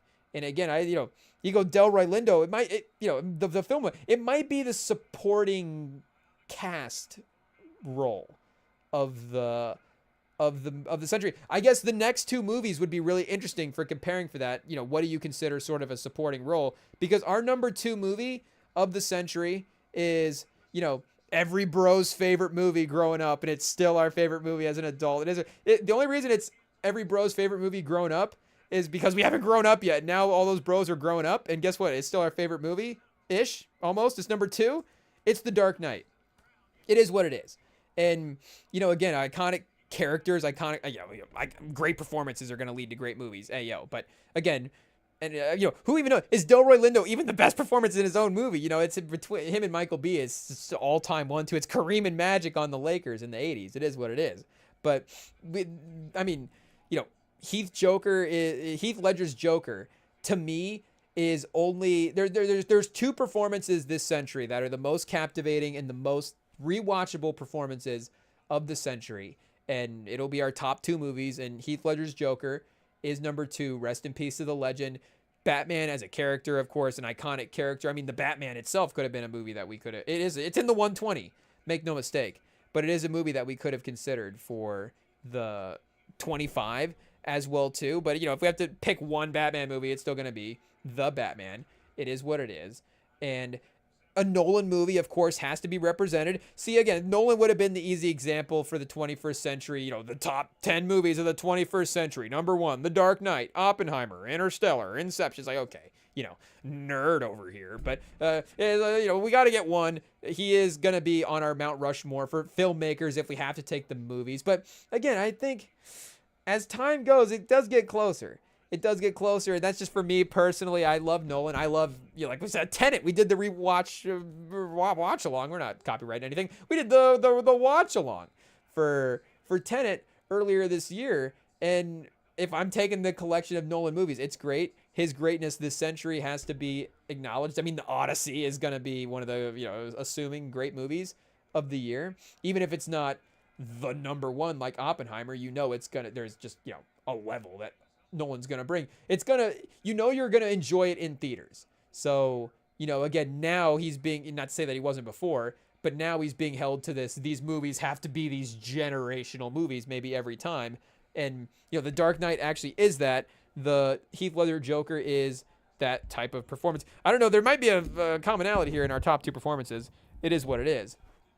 But again, for him to use that IP to tell the story in the pacing and the way that he's able to tell it is the best use of IP and filmmaker of the 21st century. Because I guess Skyfall is IP as well too, but we do have a nice little balance where Dark Knight, IP, Sinners original, Skyfall IP, Everything Everywhere All at Once is original, Girls Trip's original, right? Sicario, that's an original script, I think, at some point. So you do have a balance here for the 21st century. But, and I guess, to get to our number 1, because it is a pretty good comparison. Again, for the types of movies, maybe we could have just done a whole list of these types of movies. We're almost there. But our number 1 has to be, oh, wait a second, or spoiler alert, For some, we're getting complications here with the formats. We're going the wrong way. We'll figure it out. We obviously know how to use Google Docs. It's on our resume, right? So, I mean, lock it in. Okay, there we are. Number 1, Training Day is the best movie for the 21st century. Denzel becomes the third actor with multiple movies. Like we said, our list of favorite actors from this century: Denzel, Emily Blunt, and Tom Cruise. Hey, it's a great 3. I stand by it. But Tom Cruise, ayo. Denzel Washington, definitely number 1. I mean, the 2 best performances of the century are Alonzo and the Joker. Ayo. It is what it is. Maybe we'll mature as a film fan at some point, but I don't really know, chat. And I think these are just great movies. It is what it is. And if I have to watch a movie, I think it's, again, for the 21st century, it's got to be either Scarface or Training Day. Training Day is Training Day Scarface in a day? I don't really know what that means, but it kind of makes sense. I think there's some cocaine for both. So, one day Scarface, I think, is essentially what we get. And, it's perfect in the way that Scarface is perfect. Fuqua, again, we're talking great 21st century filmmakers. Obviously, we think of Antoine Fuqua first. But, Denzel is our guy. This is his great performance. Ethan Hawke, it's one of those Ethan Hawke performances, one of those film performances where you're like, okay, I don't know if we bring Ethan Hawke up on like first team all actor, or, I don't even know if you would think, I'm casting an all-time movie, like, is Ethan Hawke in the leading man conversation? He might be in the supporting man conversation. There's a lot of guys that are just gonna be like, is Damon gonna go right away into the leading man, or do you want Damon as your number 2 next to, is it Pacino and Damon? Is it Denzel and Ethan Hawke, like it is in Training Day? That type of scenario. But this is like a real A+, like, Kyrie in the finals, Klay Thompson in Game 6 type performance where, I don't know if Ethan Hawke is better than, is he better than LeBron in the finals? No, Denzel won the Oscar for this. Could Ethan Hawke, at the end of the day, have done what Denzel did at the end of the movie? And I forget what the name of the pod is now too, but there was a pod that did an episode a while back, and the clips were surfacing through my algorithm of them going through like the Training Day script and talking about how Denzel was, improving the script of that movie. And you see why he was able to win Best Actor for that. I mean, it's an incredible performance, but it is him basically putting that script itself on his back and elevating that, not just, again, from the power of the performance, but from just him improving lines. Like, again, we were talking about the comedies. Like, you don't think of action stars as like the great improv stars, but it's it's on the lines of like an Eddie Murphy level comedy performance, where it's like you could just, put Eddie Murphy in a scene and just say go, and it's gonna be one of the best comedy scenes of all time. It's like, that's literally what Beverly Hills Cop is. Beverly Hills Cop is they turned on the camera and like, Eddie Murphy, okay, 3, 2, 1, Eddie Murphy saved the movie. And then Eddie Murphy just literally just, destroys everybody with laughter the entire time. And, Fuqua, again, we really credit Fuqua. I don't know how much, he was involved in the screenwriting. I guess we go back and double check that. Really, really killing it as a director in that movie. But a lot of his talent, not his talent, obviously he's made great movies, but a lot of his directing in that movie was 3, 2, 1, Denzel saved the movie. It is what it is. And, it worked. It's fantastic. Ethan Hawke is, everybody again in that movie. Snoop Dogg is great in that movie. It is what it is. But it's, perfect. I have to throw this on. Oh no, what does it have to be? What's the question? What's one movie you have to watch? Oh, if you have to pick one movie? It's Training Day. It is what it is. It's as simple as that. So as I look at the list now in complete like order, honestly, the top 25 is perfect. I was going to the top 18, and again, there is some upside down version here as well too. Okay, I guess we've got to be honest, chat. It is what it is. We got to go. We could maybe go Killing Them Softly, the movie, as well too. But let me double check. Is that the right name for it?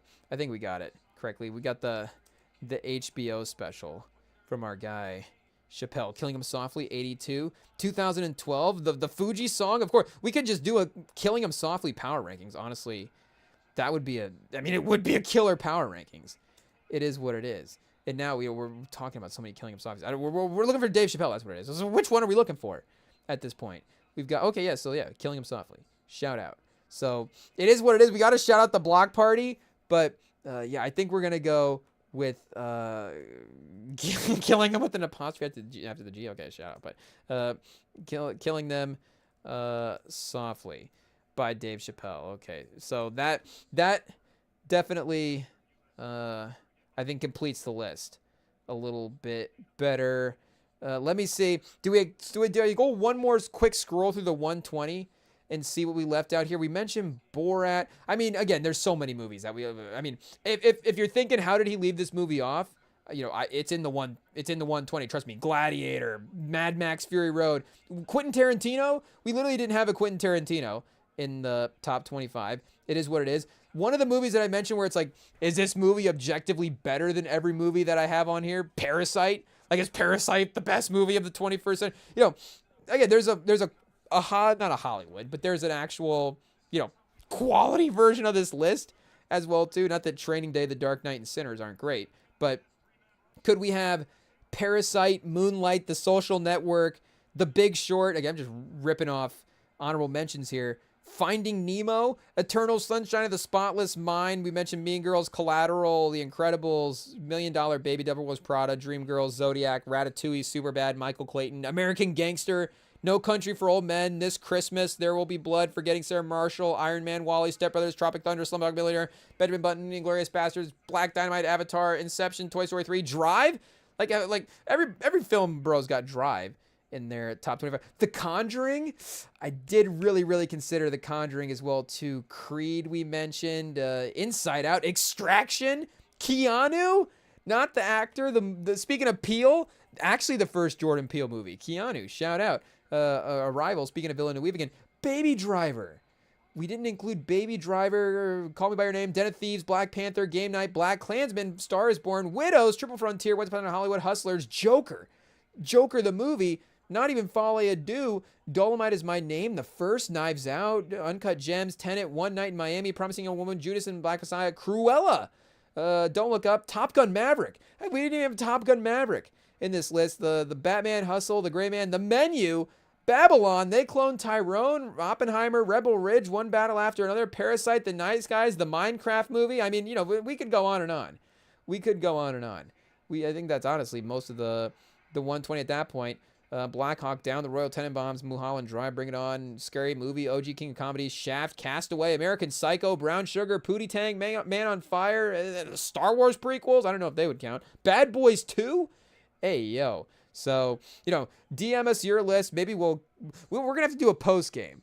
We're going to have to do a post game. We'll have to double back and do albums or something at some point. It is what it is. But there we go. We got movies. We got a basketball game. We had a productive night. We had a productive year. We had a productive year on the Rem and Sam live stream. We thank you all for being a part of it. We were, of course, honored to be a part of your year as well, too. So, join us again for 2026. We're going to continue to have a lot more fun on the live streams and, on the podcast feeds as well, too. If you want to send us a message on Instagram, you can DM us at Rem and Sam Pod over there. And we will look forward to seeing you guys on the next live stream as well. Go enjoy the next couple of days. Enjoy your New Year's.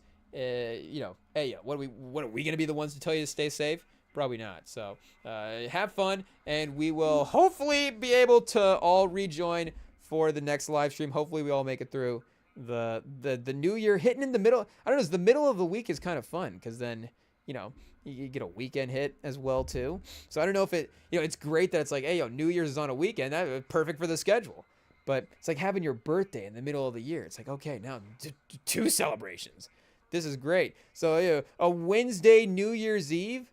Hey, we are locked in and ready to go, and can't wait to see you guys next time as well too. Go enjoy the next couple of days. Peace.